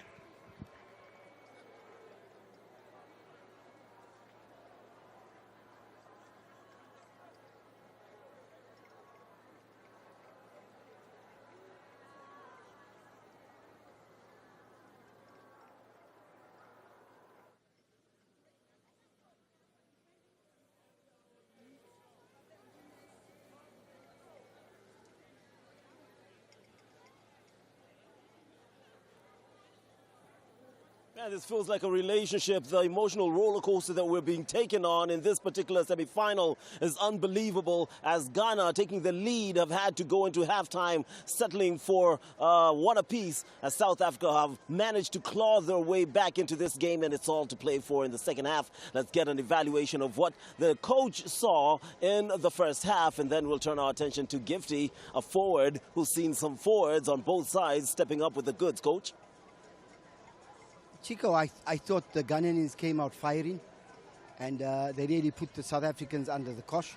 When you look at the game, they had a lot of possession. Nice game to watch from the Ghanaians. They were playing the ball around, doing what they've been doing this whole tournament, and go to the right, switch the ball over to the left, and they come inside. That's probably how their first goal was scored, if I put my head to it. But they've had their South Africans under the cosh. But all credit to the South Africans. We were able to maintain and not go over the top like we wanted to, like all teams in this particular. They now go long, and that didn't work for us. So they kept on prouding, and like we've been watching Sifulweni, the number 8 of South Africa, for the whole tournament, we always thought she's coming deep as a deep striker. And yeah, 19 minutes, she gets a ball, and she comes from where we're thinking she's coming the whole tournament, and she scores a brilliant goal for South Africa, which puts them back on the same page as Ghana. So yes, second half, we're going to have to see the players that we like come out of their shells and take their countries to another level. We'll talk about those players in just a second, but those are the thoughts of Coach Kevin Johnson. Let's turn our attention to, well, the one and only Gift Appiah to put a perspective of that first half from your vantage point.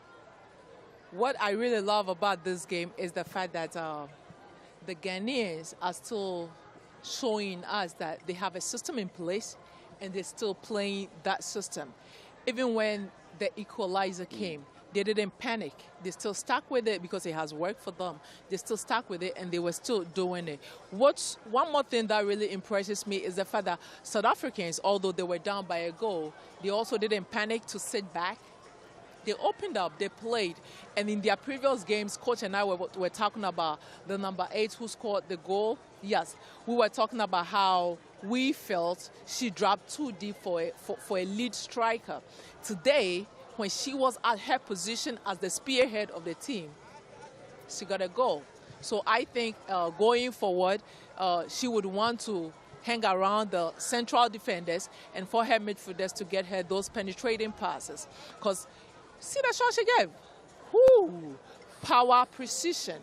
You cannot take that away from a striker with that kind of goal. And it's beautiful. The great thing about these two teams is the fact that they are both still calm, and they are showing, they are being very expressive on the ball.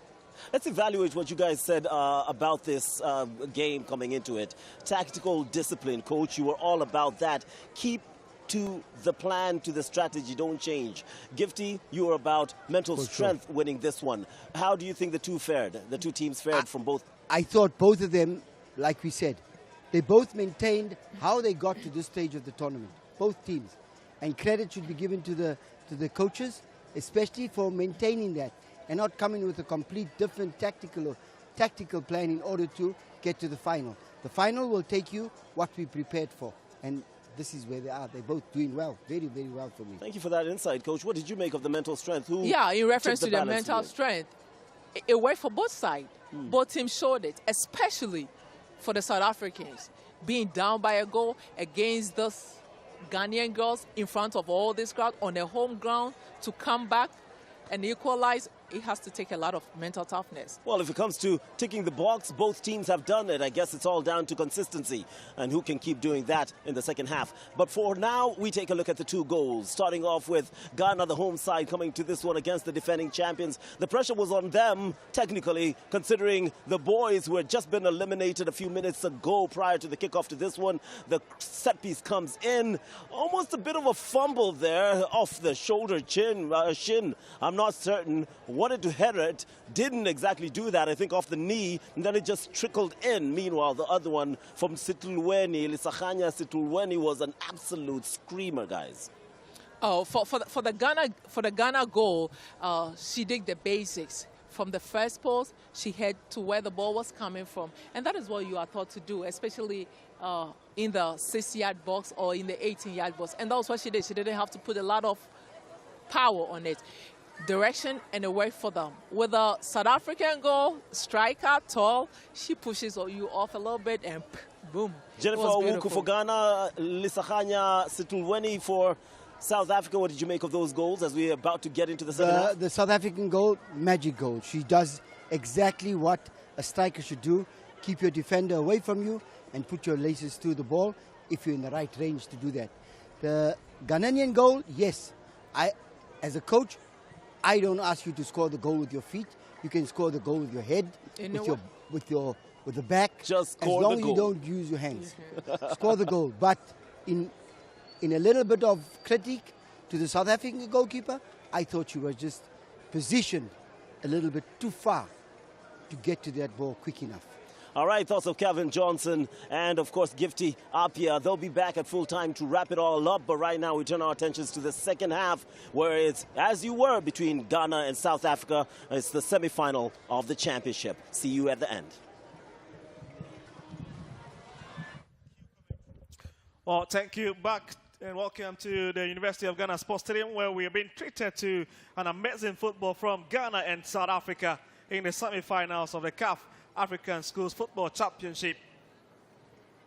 Exciting first 20 minutes we've had with Jennifer Owuku scoring, and it was cancelled by Sikayanka Situweni to level matters for South Africa. And the next 20 minutes will tell who has got the ability to cross over into the final. Well, I think both teams have done so well for themselves. Situweni leading the attack. And, of course, with Ghana, Abbas, who has also been good but missed a bit of chances. You can play, but when you come across the chances, you need to score. In this game of play, you cannot be wasting chances. And I feel they're even going to bring Molowe to attack. And so Ghana needs to be careful. They need to put their eye on these players. Cork as well, who is also a bit dangerous. Also, Coach Angela Kumalo deciding to track the tactics a bit up front. Unless to add a bit of firepower towards the 20 is already doing. And that tells you spilling a lot of venom, spilling lots of danger for the Ghanaian defense. Of course, it gives you the idea that they want to attack, they want to look more dangerous up front. Molowe is very attacking player, very fast, strong physically. And they are now pushing Situweni backwards, I think, into the midfield. Cork is, I'm sure, up front. It's going to be interesting how they will play and how Ghana can also hold them. Ghana has always been the team that likes to have the ball and play, and sometimes it takes a bit out of to take a little bit of the South Africans. Well, so we're just about seeing the second half commence as the referees are ensuring that everything is intact. Just before we might kick off, we might just see a quick substitution. And that will be a goodbye to Rapadana. As Pulani Molowe, the lady with 4 goals in this tournament, comes in the 19 jersey. As Rapadana is off the turf for South Africa. Well, Coach, lots of implications for the Ghanaian defense. And also a lot of signal to the Ghanaian attacking, who tells you that they cannot fluff big opportunities anytime they get it. Exactly. It's very important when it's 1-1 now and you get a chance, you need to make use of it. Well, that's Ghana giving a bit of activity on the far side. And looks to be Messiah with a big challenge. Situweni. Or Setole instead is going to lift it up. Blasted wide. Quite shocking. And Ghana will pick it up. And will try to build something wonderful from South Africa's own territory. They'll drag it onto the left-hand side for Owusu to pick. 1-on-1. Sally Cork, Molefe. It's a big run from South Africa's skipper. And obviously that will be a foul. That's a big statement from the big captain. And it's Kwa who is the culprit on that occasion. I think Kwa was a bit late. She was a bit late, and the only option she has was to foul. And we can call it clever from her. But if she had gone through, it would have been a problem for the Ghanaian side. So yellow card for Mavis Kwa, the centre back. One of the regular players in that Ghanaian defence. They've always had the trust of a manager, but she's considered a free kick for Ghana. Sitole gets ready to drive it in.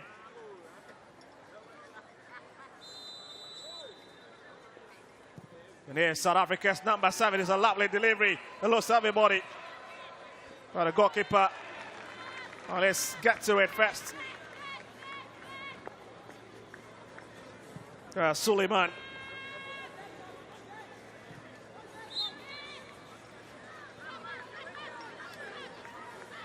Well, it's changed to 2 minutes. 2 minutes already into the second half. And we've already seen glimpses of what these two sides can spill in the remaining 18 minutes. If it stays even, means that we'll have to head to the penalty spot to separate the two sides. I hope not. Absolutely. I hope not. I don't want it to be on the penalties because... Ghana, and it's in. Oh my goodness. It is the skipper leading by Sampo. It's Hajara Adams from the distance. And the stadium erupts. What a strike from the skipper. And South Africa once again combo watching. Player number 2. And Dakala Mafumo have been beaten to it. Well, Adam, very good attempt at goal. I thought she was going to get it for the colleagues, the others to put the ball in, but she decided to do it on her own, and she got it. Very, very far, about 35 to 40 yarder, I think. And he's very poor from the goalkeeper, though, the South African goalkeeper. Or slickly taking. It's got a power, it's got a punch, it's got what it needs to be. Mafumo straight into the far left corner. And it's the skipper leading by example, like we saw Molefe a while ago. And that is confirmation of a scorer for you, Hajar Adams. And the host nation are back in front. A very good goal. Well, at least the fans cannot find their voice. As we've done 4 minutes already into this time, and Kumalo would have to quickly issue a lot of instructions on it at the technical area. Molefe. Yes, Kuma.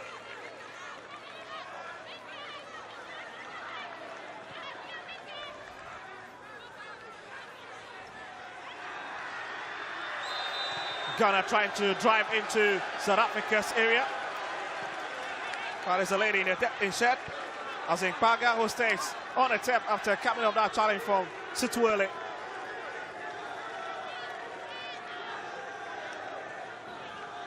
Well, I think at this time Ghana should, well, of course, this is a very good move, and she's gotten a foul out of it. Again, they just scored from a free kick. Why not this time around? Maybe Adam should try again. Now Abbas is the one who's going to make attempt at goal. Oh, so it's Daniel Abbas, so it's going behind it. And you can see Dakalo Mafumo just directing a walk. 3 ladies walk, comprising of Situene, Gani Somila.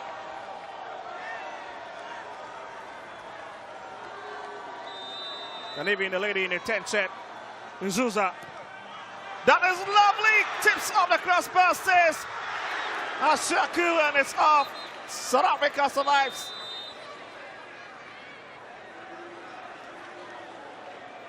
Wow. That's a big ball to her face there. Dakalo Mafumo with a lifeline for South Africa. A good attempt from Adam. Sorry, it's from Abbas. And this time around, she made an effort to save the situation. She anticipated very well, and she got it. But I think she's been hurt. Obviously, coming from looking at the quality of that ball that was struck by the foot of Christiana Asheku. Definitely has got a lot of venom and a lot of power to cost a lot of problem for this lady. And look at it straight into her face. And that must be certainly painful.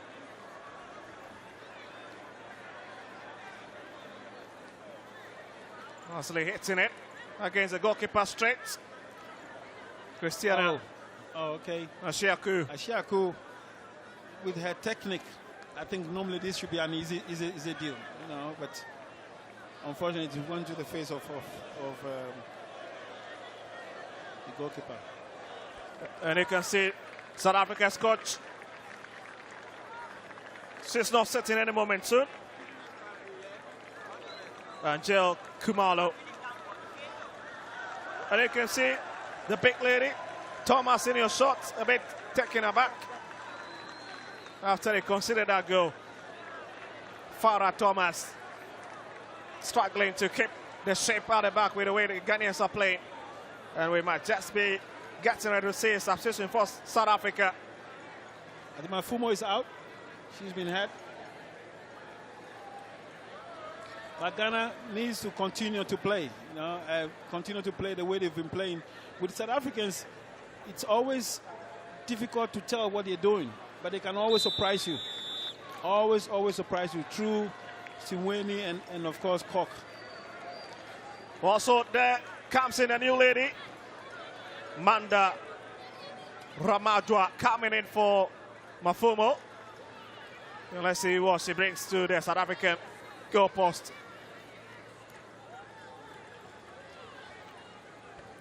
Well, certainly it's going to impact the time that will be added on at the end of this particular game. But here's Ghana. Azimpaga. Asheku coming forward, did on the edge of the 18-yard. Azimpaga turns it in, and it is in. Ghana win the turn. Azimpaga with Ghana's turn, and the whole nation are just running riot over South Africa.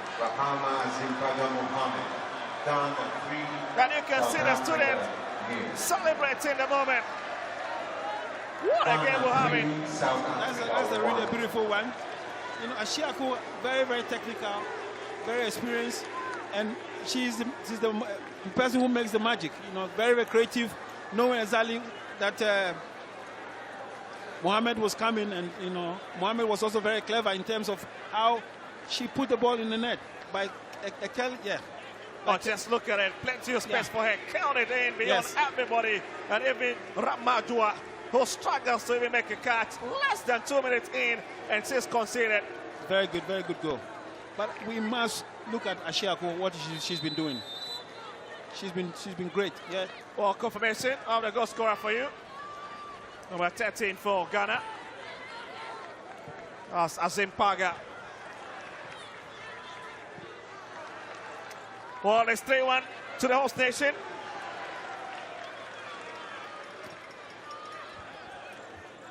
Well, Asheku went sleeping in the group stages and is now springing to life. And South Africa in so much trouble. As they'll have to defend their line once more to survive. What I like about the Ghana team is not Kuma is always sitting back. Hold on for a minute, coach. Molefe, loudly crossed, but the flag is up. And Suleiman picks it up. Kuma is always sitting back, delivering good passes to Asheku. Asheku is very creative, look forward to pass the ball for goal opportunities, and it has looked very good for the Ghana side. Well, that's familiar in the shots a while ago. A real dribbler, but not just finding a foot today against this quality Ghanaian side who are just flamboyant anytime they are in possession of the ball. Molefe. The skipper of the side have just gotten herself into a bit of trouble. So also stays on the turf.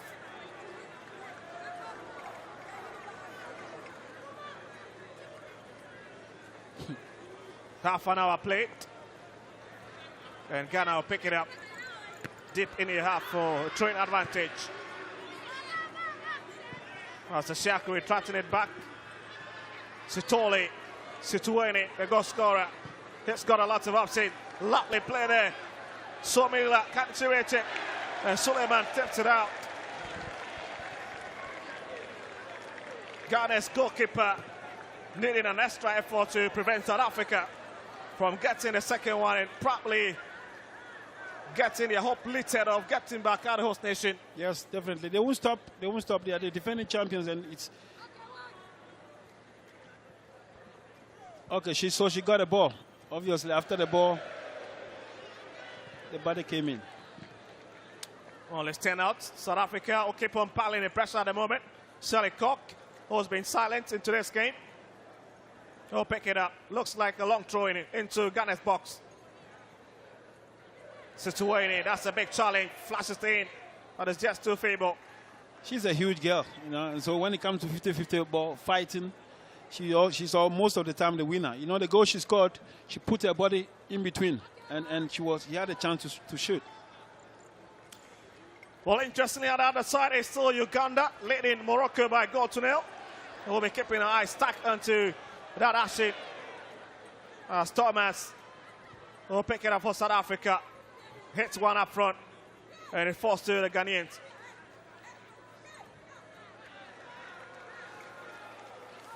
Another chase on the right-hand side for Ghana.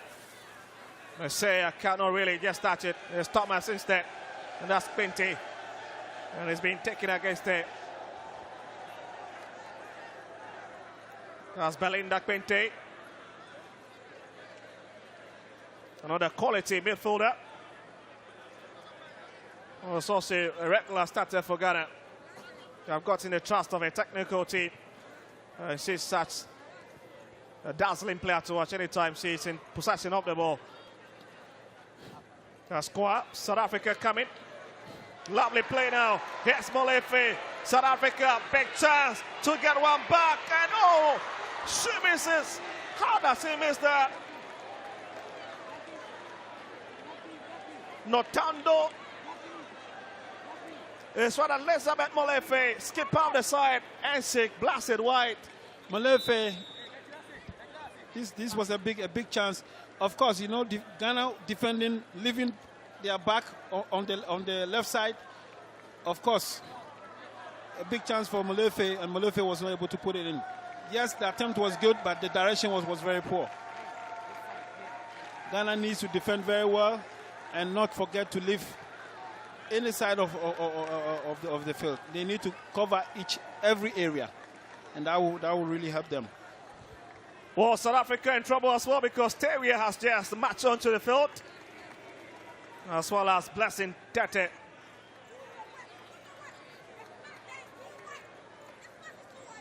Well, I guess it's Tete instead of Tete. Yeah, Tete, yeah. And Koa is also off.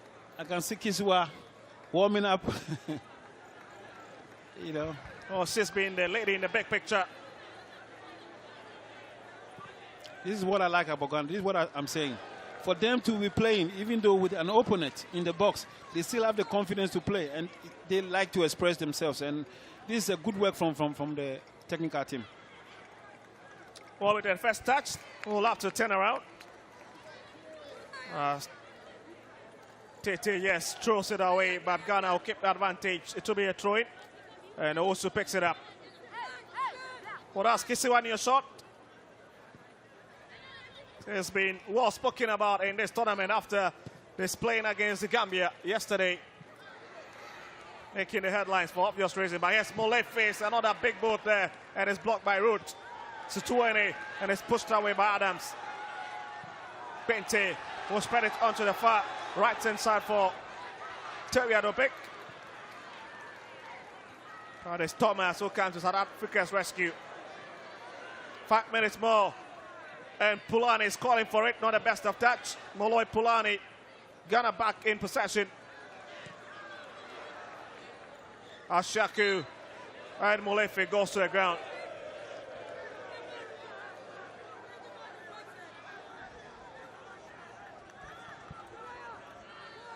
Oh, just watch the movement again. Ghana's number 14. Poor control from Ashiaku. She lost possession, she lost control of the ball and eventually fouled.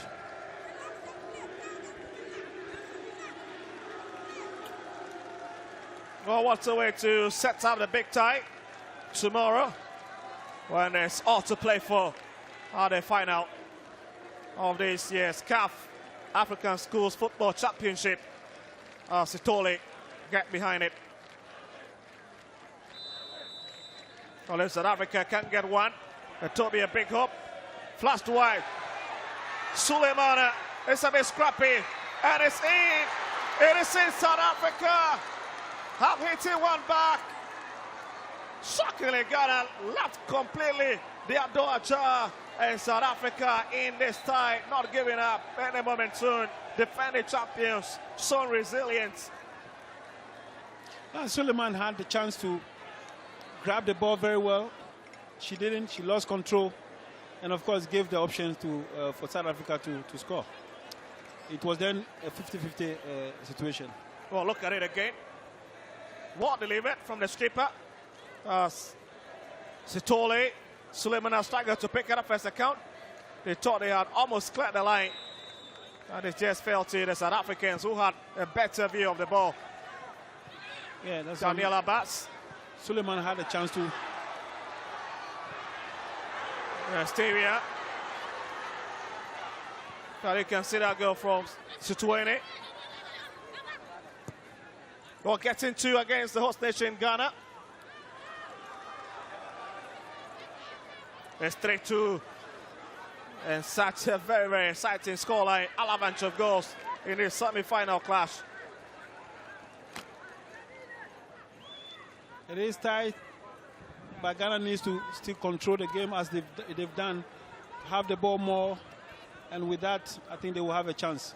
The South Africans definitely will push through to winning and Cock as well. We're going to take any time. Unless to go and take that. That to be a throwing advantage. Then Owusu picks it. Finds Daniel Abbas. We went past the two players. And Ghana now have got an advantage. And South Africa understand what it means.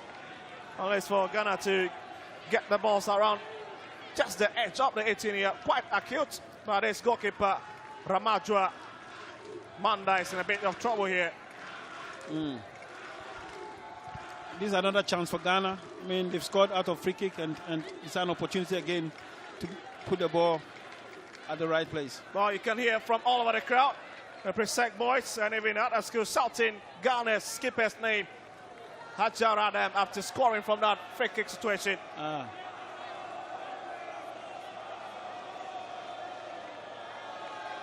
South Africa Reds, they would have to deal with this one. If Ghana scores, that's trouble. A bit scrappy again. And the Ghanaians will this time around fail to make it count. South Africa class their line. And will stay with the last in the white shirt. That's Pente. We'll check direction of play to the right-hand side. Just a few seconds away, and the host nation might be booking a ticket to the final. Long one delivered, and it's just way off.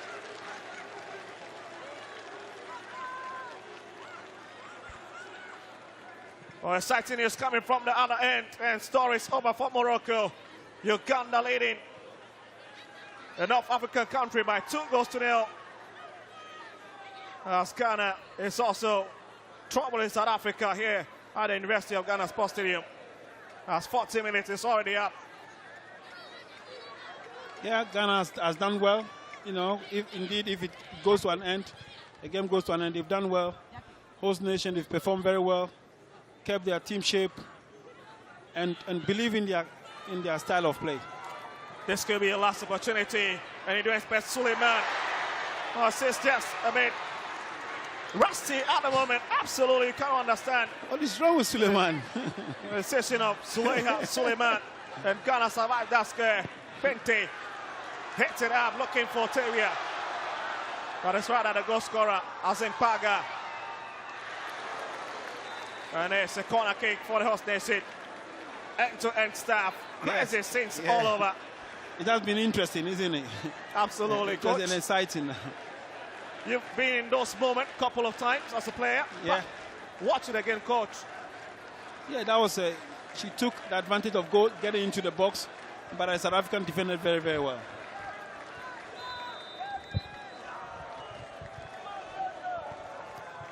As Ghana's corner kick floated across. Could this be the last-minute winner? The winner in terms of increasing the tally and number of goals they've scored so far. Ashiaku comes off. Sitoli, she's got a lot of options. And Daniela Bass. There's another Keller into the channel. Ramadua fails to grab it. And this time around, South Africa have survived the onslaught from the Ghanaian counterpart. Well, just look at a very smart play from Ashiaku. Decide to pick Daniela Bass. One of the good things from the Ghana side is that they are able to switch from one end to another, and it takes the opponent by surprise, and then knowing that somebody is attacking from that end. And they've done it several times. Even when Kizua was playing the other day, you know, her assist was a switch play, and it ended into a goal. Another corner kick for Ghana. Partly on the pressure in this dying embers of the game.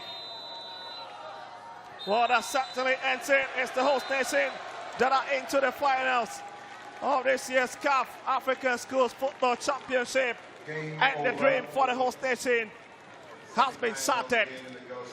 South Africa have done their bit as a defending champion, came here and demonstrated how they were disciplined and play.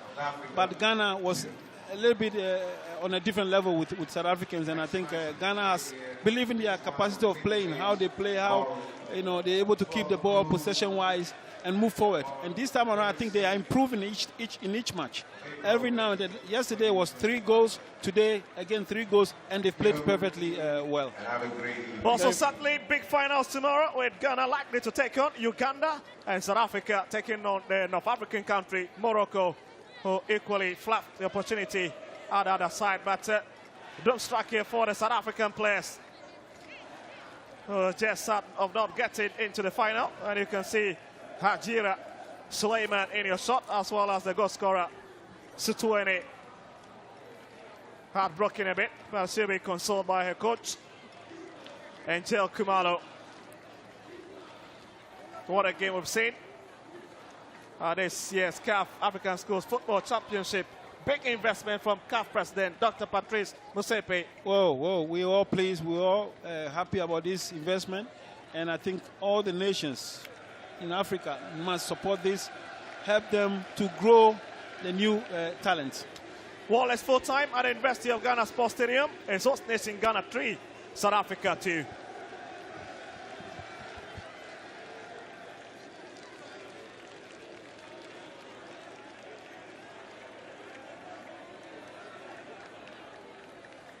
Goals, dashed hopes, renewed dreams. That's the story of Ghana versus South Africa. A semi-final that will be etched into the memories of African football, especially when it comes to the schools championship. What an entertaining game to the very last moment. No one was breathing easy. Everyone on the edge of their seats right now. The sounds ringing across the stadium are jubilation from the Ghanaian fans. Benin, who are sitting in the VIP section, their team was in full support of South Africa, but it is Ghana who will claim a spot in the final of the 2025 Accra-held games of the Africa Schools Football Championships. What a match. The players, Ghana girls, walking around, receiving their accolades. Take it, caps off, congratulations. Tears flowing freely for South Africa, the defending champions. Just nearly made it. 2 goalkeeping errors which have broken the hearts of South African fans. And here they come, Ghana, right behind us, coming past us. This is such a beautiful sight to see. No need to stop them. No need to stop them, actually. Our team is trying to stop them. Let them celebrate. They have absolutely earned themselves. Look at that. Look at these girls. Celebrations galore. They are in the final of the games. This is what football is all about. Congratulations. Congratulations. A goalkeeper, the captain.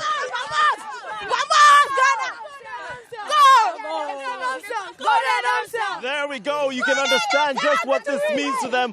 On to their star player. Girls, congratulations. Okay. All right.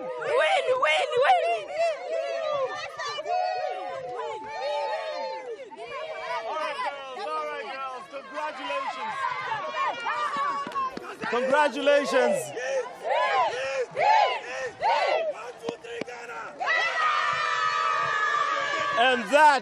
And that is what football is all about. We have just been invited straight live on your screens into the celebrations. What a moment, not just for them, not just for Ghana football fans, not just for the technical team, but for us. Man, I felt like I was the one in the final, coach.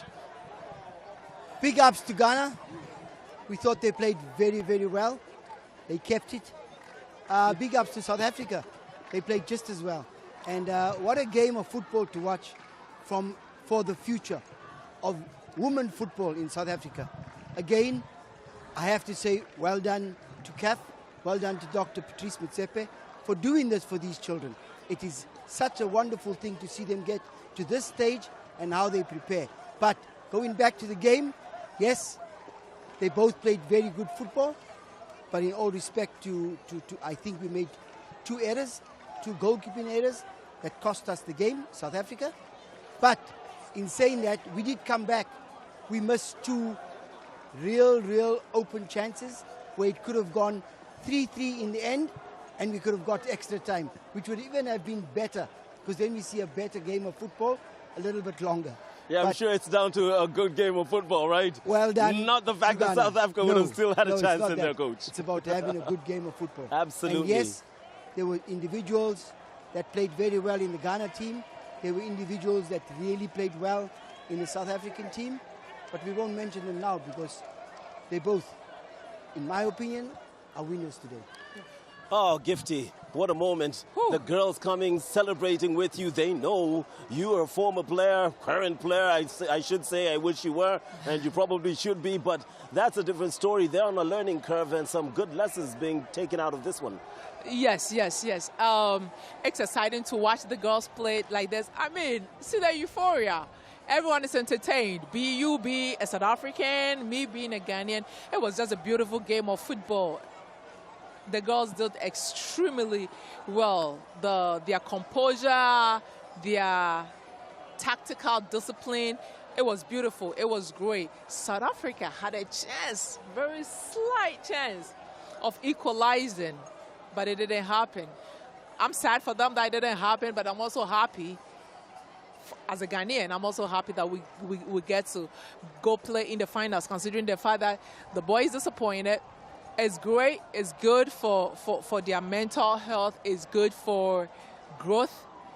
Beautiful display. It's whoever sat down at CAF and brought this up, dreamt of it, to put it out there for discussion or for the project to really be planned like we're experiencing now.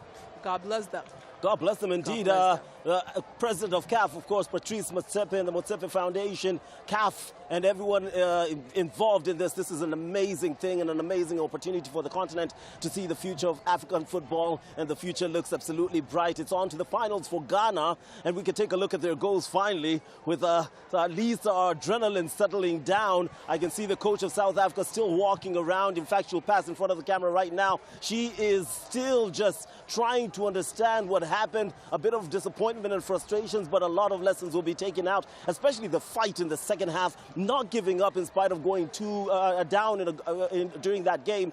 Had to make a substitution, goalkeeper injured, 2 mistakes from the goalkeeper, and 1 disappointing result from the perspective of South Africa. Let's take a look at those on. Here we go, and the cross came in. The first goal, we weren't sure how it was scored. It wasn't exactly an intentional one, but coach, you said doesn't matter as long as you don't use your hands, just get the ball in between those posts. Yes, always,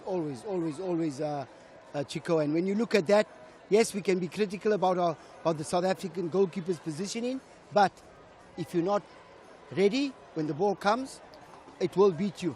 And that's exactly what happened. Oh, speaking of beating you, nothing the keeper could do with that one. Oh, what absolutely a screamer from not. Situlweni. Absolutely not. Because it was from a close range, and she has power because she was able to create a little bit space for herself by blocking the defender off. Ooh. But what about this goal? We were talking about goalkeeping errors. kick. Sun in her eyes, or what happened? No, again, wrong positioning on the line. I think she should have been a little bit more towards her line instead of away from her line, because as she backpedals, it's too late. The ball is way, way, way past her head then. She should have stayed on her line.